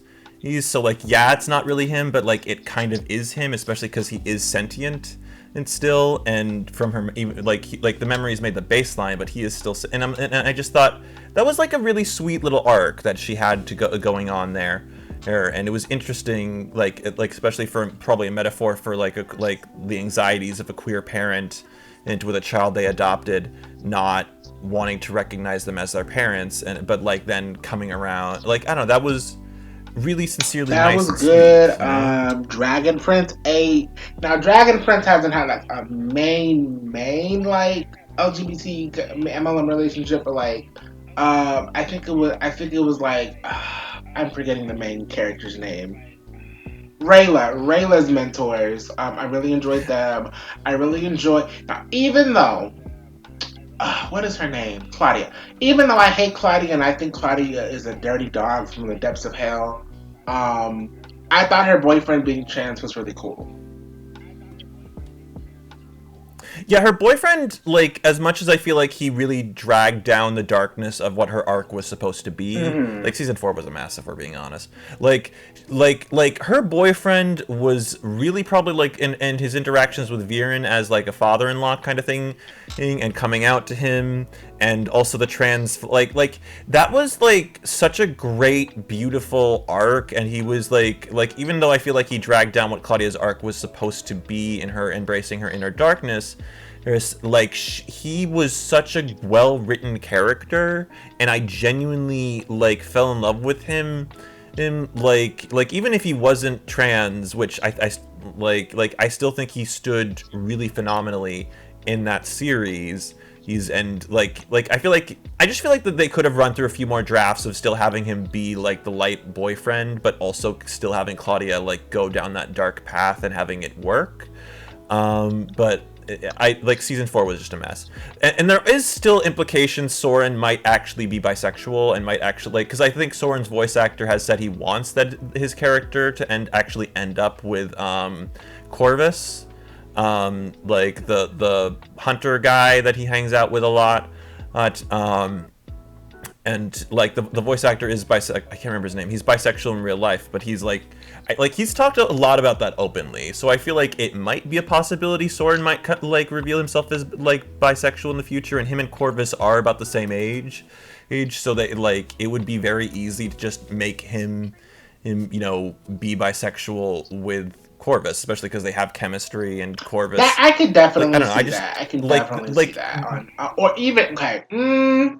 Or even like if they end up doing a time skip and having I'm forgetting the younger brother's name. Ezrin. I don't know. I just feel like I get the vibe that Ezrin will grow up and be some flavor of queer one day. So they could even do something with Ezrin one day if they wanted to. If the time skips are big enough. All right. Yeah. So like, let's get into Dragon Age. Uh how do you feel about Dragon Age? Because I really like it. I feel like it's a really good example of good rap. I'm very heavily pro Dragon Age biased because I've been into this franchise since I was a teenager. Like it kind of helped inform my whole queerness as a young kid. Like it was just really informative for me because like the first time I ever really got to experience being queer was actually through Dragon Age with the romance options with Zevran in Dragon Age Origins, Fenris and Anders in Dragon Age 2, and then Dragon Age Inquisition came out like 2014? Yeah, 2014, 2013. And I like got to experience more like queer stuff with Dorian, like Dorian Pavas, and who was like the franchise's first canonically like gay character. um and, like he wasn't the first queer character, but every other queer character had been like bisexual before, but he was like for the first time it was like just like Bruh. solely attracted to men. And Iron Bull, who got to be pansexual, and there was a lot of other like it just really nice representation in there. So like I was initially worried about the Dragon Age Absolution because, like, I've seen some of the studios work before. Like, I know they did Castlevania and they did Blood of Zeus, and those were not great in the MLM department. Like, as we talked about Castlevania earlier, and in Blood of Zeus, like the only like for Greek society, there was not a lot of queerness, and except for like Apollo, who slept with a man and a woman, and then was probably like the most heavily brutalized out of like of all the characters. Like it was a rough series, but like Apollo really drew the short straw a lot. Like got hammered by his brother Ares and nearly like murdered / eaten by that one of the Titans things or whatever. But like Absolution came out, and we not only got this great romance with Miriam and her girlfriend. Her girlfriend has a weird name. What was her like? But we got Lachlan and his boy, and like their romance in this show was so thoroughly entertaining and thoughtful and nice, and I just love them to pieces. You know? Yeah, they were like so refreshing to watch because the flirting was natural, the chemistry was natural.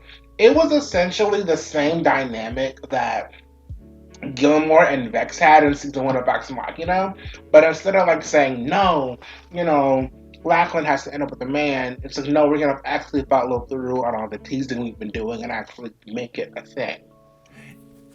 Yeah, it just like like I don't know if like Roland is specifically like gay or bi or not. Like Quidian does mention like if you're not gonna get with him, can I? Like, but it was real. Like they had chemistry flowing out of them, and like they really got on well together, and you could see why they liked each other. Like the tension was there, and like I think that the thing with Roland that really contrasted him a lot, like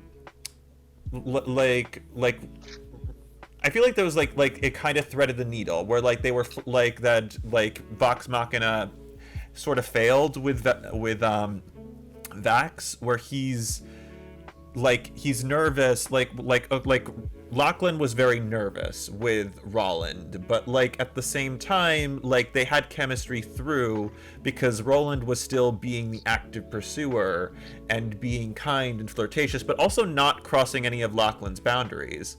He's it had all the chemistry that Vex had, or Vax. God, I hate these names. Vex had with Gilmore, yeah. But like it never felt like it was getting sidelined, and it still had like a bit of that nervousness or that worry tension, or the tension they wanted Keyleth and Vax to have, but like it actually kind of pulled that off. and it was really impressive how like they just got to have this really great romance. They got to have that really sweet and well animated kiss, and like this is just another like cap in the feather in terms of like good LGBT representation from Dragon Age. Like it's just great. Like I love it. And we had good Sapphic rep and we had good MLM rep. So I don't want to hear any of that bullshit about, well, this is a WLW show and this is a predominantly MLM show. Like, no, we can all coexist and live in the same house. Yeah, I hate that whenever people try and make that argument because it's always Ruby stans. It's always people who have like literally no media literacy or no comprehension Like, of. this is a WLW show. This show is about women.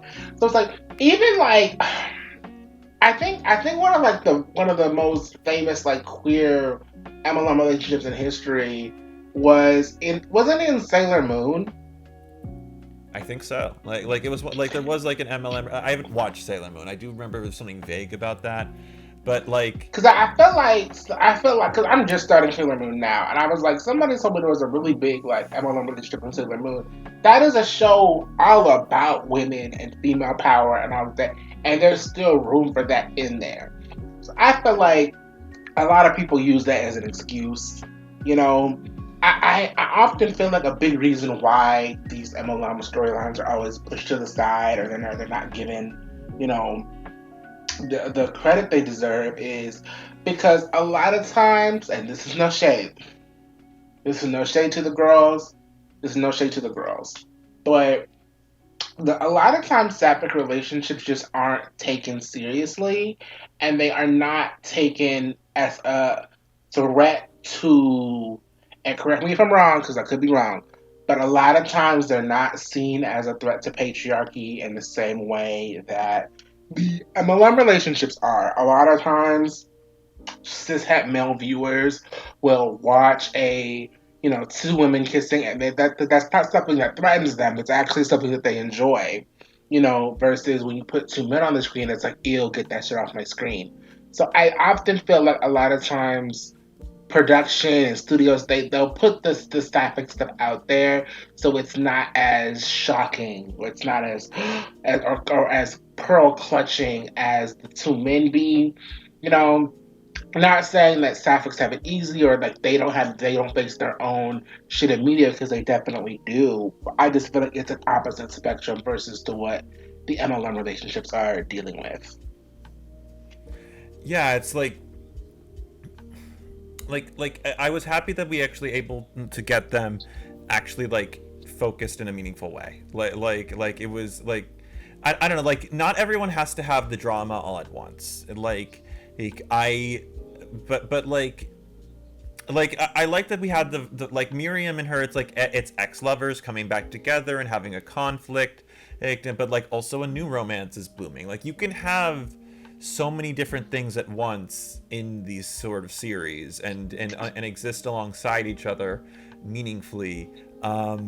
But like it's so weird how like sometimes people try to be like, oh, it's one or the other. I'm like, it doesn't have to be like this way. Why are we trying to compete with each other? Why are we trying to invalidate hate or like press each other down like this?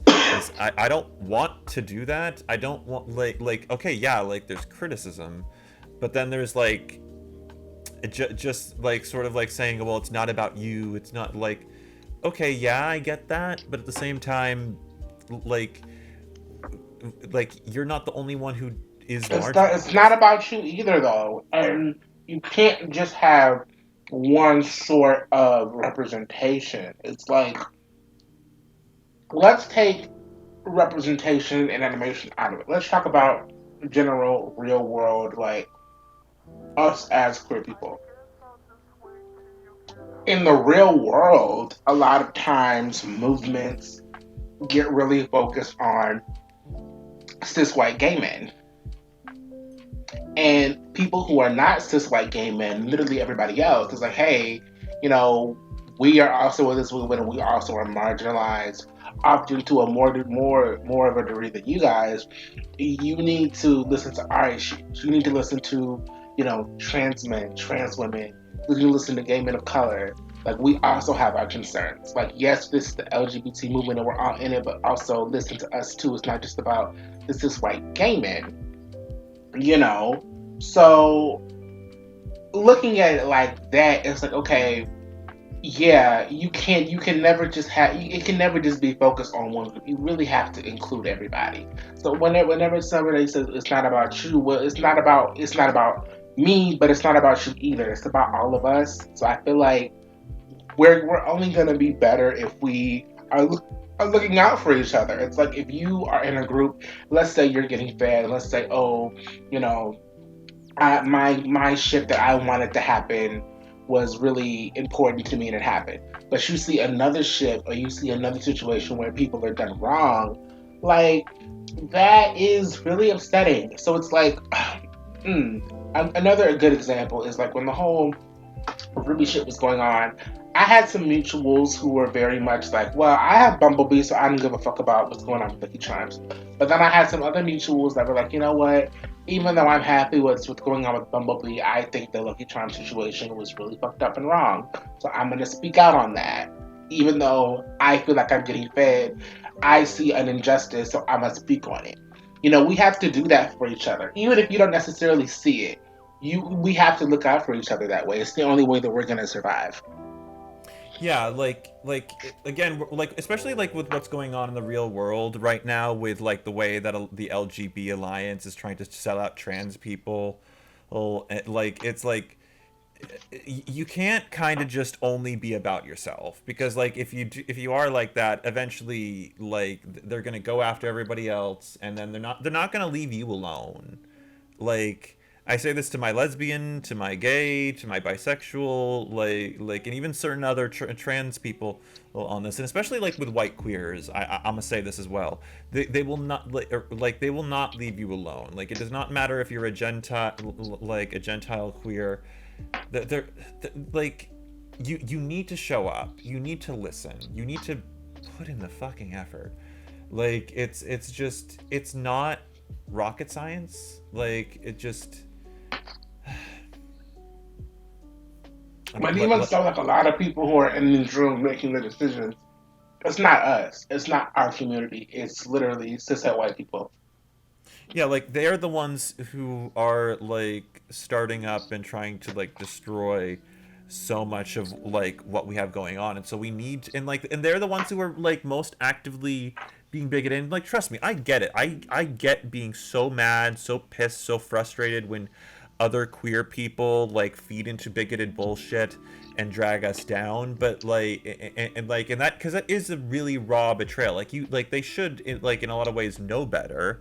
But at the same time, straight people are kind of always going to be the end all, like, be all of like the real perpetuators of our harm. And so it gets to me to be a little bit like to go around like in casual conversations where someone is like not actively, like, is just wanting some nice things for themselves and not trying to, sell out another community member, to just label them as trying to do that. Like you're trying to encroach, you're trying to steal from sapphic representation for wanting queer, like, because like some of them, like, it's actually sickening. I once had to deal with this person who, when I criticized the homophobia in Castlevania, they said I was diminishing the lesbian representation in Castlevania. And Where is that? Where it was lesbian this representation? person was in, just, they were just uninhibitedly toxic and terrible, and I don't want to like I think they had a real hatred for queer men, because I know at least 7 other queer men, like, in like gay men more specifically, like, who interacted with them, and they really just like were constantly talking down to to gay men, and saying that they were diminishing lesbian representation left and right, about like anytime they criticized a show or a piece of media. Like they had a habit of doing this. And but like, again, like, I even had like people like message me out of concern because they were just so awful. It was just but they're about it was just really, because I'm like, why are you being this selfish? Like, what, like even Um, I had this discussion a while back about Bakugo and Kirishima in My Hero Academia, where like after Magne, a trans woman on the show got killed off. Someone's like, well, they could still confirm Kiribaku, and I thought to myself, do I really want this gay representation if it comes at the cost of like trans barrier gays bullshit? And I was like, no, I don't. I don't want something good for my community to come at the expense of like another marginalized community. Like I'm not again, in media conversations it's never really like a straight trade like that. That's not like, life doesn't work precisely like that. Like you can take, like there are good things and bad things in a piece of media that you can celebrate and be happy about, but also be critical about and disappointed about. um like again, like I really appreciate Korosami and Legend of Korra, but I also find Legend of Korra to actually be pretty homophobic against queer men, because like the only character they ever said was like queer in that show was Aiwei, who literally gets like is a background character for the most part until he's revealed as a traitor and then gets thrown into hell by like Not I Spirit. Way. Oh my Yeah, god, I did not know that. yeah, like the showrunner, like for Legend of Korra, like if you go on Aiwei's wiki, it lists him as gay, and there's like a whole quote that link, I think, where one of the writers like and people in the show directly say Aiwei was meant to be gay. Um, and so it's really frustrating, especially because I'm like you could have just had Bolin. They could have just arguably they could have just had Bolin be gay. They could have had Wu and They Mako. really could. That's such a trade off because on one hand, I really do like him with Opal, but on the other hand, in season four, I despise Bolin and Opal because like Bolin kind of spoilers for Legend of Korra. Bolin kind of becomes a Nazi, and then like he's like, "Oopsie, I was a Nazi," and Opal's just supposed to take him back because he's cute. But it's like, no, you were a fucking Nazi, and you got her fucking family put in a camp. Yeah, it was just like I remember there was this hilarious meme. Like he's kind of the embodiment of the meme, like a man who hurts every like woman in his life because his real soulmate is another man. Like it just. I Yeah. remember posting a thing, like a little GIF of like one of like Opal's brothers, the one of the twins, like patting like Bolin on the cheek, and I was like, he had literally more chemistry in this 3 seconds with Wing than he did with all the rest of the women in the rest of the show. And that tweet blew up actually a little bit. Um, let me see if I can find how many I remember it was one of the highest liked quote retweets on I there for me. mean, I didn't hate. I like the idea of Bolin and Korra more than I like the idea of Mako and Korra. Also, outside of Bolin, I was actually really, really rooting for Mako and Prince Wu. They should have ended up as a thing. Yeah, yeah. Mako and Prince Wu were so good. I'm like, it's right there. It's right there. Let's give us Mako and Wu. Oh yeah, it got like 200 likes. Yeah, Wuko. like I mean, I have 1,650 followers ish, but like, still, that tweet was got a lot of traffic. You know, Bolin, like, there was opportunities, but like again, like I will criticize like what they did to Aiwei and the lack of MLM representation on a lot of, but like at this, because like they didn't need to make Aiwei gay if they couldn't do anything. All right, but like I'm also gonna say I'm really happy for what one of Aang's daughter was a lesbian, and like Korra and Asami getting to be bisexual, and also Avatar Kyoshi and her girlfriend. Like these are all representations I love, I enjoy, but like at the same time, I'm also kind of here as a gay man who would like to exist in this world in a similar capacity, or just like in any capacity that isn't, a guy who gets thrown into hell, because it's like it does like you can see that they are capable of delivering in one factor, and I would like it if they delivered in the other. But like at the again, like I don't think one necessarily detracts from the other. Like you can still love and appreciate it. Like I love and appreciate Korsami, but like I can also be critical about like this other thing, because like it's just how it is. Like this is like I feel like so many people are like it's one way or the other, but like look, I'm in the zone of like, and for the majority of media, I'm not gonna judge you. I'm not going to judge you if you like something that has a good element to it that's like that is still like by and large problematic, but like I don't know if you like again like if someone wants to appreciate the lesbian vampire girls in Castlevania, great, go ahead, but like I don't think that means I shouldn't be able to talk about the homophobia towards queer men because like again these are separate factors just in a different show. I mean the same show. Like it's I'm not like I don't know. It's just frustrating and difficult how so many of these conversations become very one-dimensional.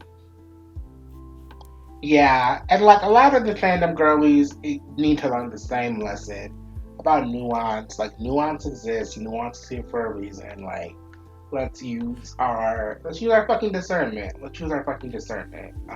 Yeah, What is like another really really good show? we did. I mean, we talked about Legend of Korra. We talked about Kipo. We talked about Dragon Age. We talked about Dead End. We talked about Dragon Prince. Um, we talked about Titans. We like Yeah, Titans makes my chest tighten the fuck up because they were like they were in the middle of a really good season too. It was really good, and you know Tim Drake and his boyfriend just had their first kiss. It was so good, and then HBO Max said, "Oh, we're gonna cancel." I think the reason it would have got a season five, but I think because James Gunn and them bought, I guess they're the new bitches over at DC. They canceling everything so they can make their new shit. But then I think they're keeping the shit that they want to keep. So I'm like, did you really need to cancel everything then if you're keeping certain other things and getting rid of everything else? Like, I well, hated that. I understand it though. The thing is, like, James Gunn is really trying to go for a clean slate because, like, the thing is, there's a lot of bad mojo from the Snyderverse. There's a lot of bad mojo, not just from like the financial like failures of Black Adam and all these other things in the Snyder films, but also just the fandom. Like the fandom has like the Snyder fandom is one of, like I'm on DC Twitter a lot, and they are probably one of the most poisonous fandoms I have ever had the displeasure of dealing with. They're not like quite as bad as Ruby, um, like I will say that, but they are definitely up there. Like they're always being weirdos, pretending to be progressive, but actually like pushing out a lot of right wing rhetoric and being bigoted and trying to it's not about like to them being like inclusive or thoughtful. It's about shilling for these movies. It's not even about Zack Snyder really to a point for these people anymore, or they just kind of end up trying to leverage him in the conversation to shill for the movies. Like I'm like Zach doesn't want to be involved very clearly anymore. They're trying to like they're harassing James Gunn and his wife, really brazenly and horribly. Um, like there was like that person who made AI videos, like modeling and mocking and like saying like oh like support the Snyderverse, and like there was even a really sexist one where like she like they took James Gunn's wife and was like oh I never really like worked for any of my roles, and I just and I had James fire Henry Cavill because I flirted with him and he didn't flirt back, and I'm like what What? What is this that tea? this the Snyder fans like this we could have a whole video just about all of my negative like times and dealings with the Snyder, and even just like the history of the Snyderverse and everything that goes on or went on with that, because it was just a whole bunch of messy ideas. Like Zack Snyder did not understand the characters fundamentally when he was approaching the DC universe. He did not build it well to be a sustain like they wanted like Warner Brothers Studios wanted it to be a big franchise thing like Marvel, but he made a lot of really bad choices in if that was their approach, because he like killed off Dick Grayson and started off with a Batman that's like 40 years into his career but has no other members of the Bat family, and the Bat family is enormous in the comics. He has like 5 sons, a daughter, or like he has so many different things going on in the comics, but like he there was just none of them. Oh, it's just Dick Grayson's dead, and I'm like, you could have just had it be Jason and had Dick Grayson around as Nightwing. Like there was just a lot of really, and also like I think again, like there's been so many controversies, like but with the actors as well, and with like the writers, like Jeff Johns was really racist and homophobic, and that came out, and like the whole thing with the abuse with Joss Whedon against Ray Fisher, Gal Gadot, and a bunch of other celebrities. He's Ezra Miller just just being a deranged criminal. Like Henry Cavill getting ousted from the role, then getting brought back for the Black Adam. Then when that failed, like he got booted again. Ben Affleck just being obviously manically depressed in the role.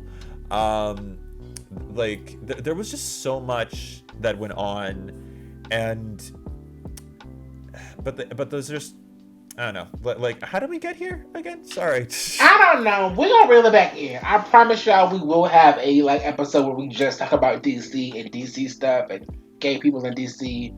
I promise we will have that discussion, but not tonight because I got other shit to do. Nah. Is there anything else you had to say about these shows before I wrap it up? Because this is a long one. This is the 2-hour one. The 2-hour plus 2.5-hour one. I don't have a lot. Just I love Tim Drake, but like I also am just kind of disappointed in how the comic community treats him. I want more gay shit. Give Hal Jordan a boyfriend and Jason Todd a boyfriend too, and also have Nightwing come out of the closet. Why does he have 3 different Pride covers 3 years in a row despite not actually being out of the closet? I think that's where I'll wrap it up there. Yeah. I think we can all agree that there is a disparity between how relationships are portrayed in animation versus other types of representation in animation. We can debate, why that may be in the comments, but I feel like we can all agree it's there. I want better for the boys. I do. And there's shows that are doing better, and I think it's getting better, but I just feel like we all need to start holding these people accountable, start holding these writers accountable, start, being more vocal and speaking up for each other.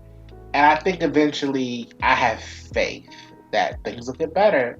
But yeah, and I just want to also say, please always remember, like, all these content creators are human, and I don't like first off, don't harass them, but also criticism is not inherently harassment. Okay, like I feel like that also like if someone says something like critical about a series, like that's not them like saying they deserve to be like thrown off a cliff. Okay, like just understand, people like there are people who can be bigoted under the guise of criticism, but like your faves, your writers, just because they write something doesn't mean they're inherently in the right at all times and they deserve every defense in the world. Because like sometimes you like if you're putting yourself out there, if you are putting yourself out there in a creative capacity, you need to kind of be open to criticism. Like that's just a kind of a fact of the world, and sometimes people can be harsher than they should be, but that's just kind of a natural thing of being a creator in public. Like that's just because you are opening yourself up to people's opinions and their thoughts, and that's why you need to a lot of these writers and creators need to work harder, because you can't go back and edit something once you've had it published. You need to be sharp. Like I don't want things to be safe. Like we talked about the background dads earlier. I want diverse, I want meaningful range of stories, but also just, sometimes I get that you step on a landmine you might not see, but other times I'm like, it's right there. Like sometimes it's like there's a safe path right to your left. Why are you walking through the minefield? Yeah. the blueprints are out there. Y'all just gotta follow them. Just listen, open your ears. Don't. I want people to never stop seeking out new information and never stop learning. And if you guys have any quiz shows or shows you think are good in the animation field that we did not talk about, please drop that down in the comments and we can have a conversation. Also, if you are a certain bitch, you know who you are. Don't try no foolishness in the comments. You will be blocked. You know who I'm talking to. You know who I'm talking to. They, oh yeah. Like, are they Yeah. back? Oh my god. Child, yeah. So. Oh my god. I'm gonna say this. Get some therapy, but please. If I please. catch you in these comments, bitch.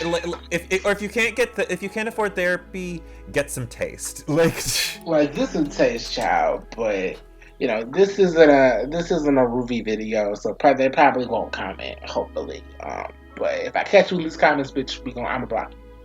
Anywho, this has been Maxwell. Oh, go ahead. I did want to throw in that person. I actually recognized them through their Twitter handle. They actually physically threatened a friend of mine. Oh. Yeah. This was. They threatened to tear my friend's ass apart, just about a Ruby thing. My friend just said, they're morbidly curious, but they're also really done with the show, and they made like a 7-8 tweet thread, threatened to they had a Blake Belladonna PFP, and they threatened my friend, and again, this is just another reason I hate the Ruby fandom. I know that's a weird end note, but if I catch you in my comments, I'm calling the police. That will leave it at that. Well, Kim, call the police. This has been Maxwell Media Inc. I'm your host, Maxwell. May the power protect you. Bye bye.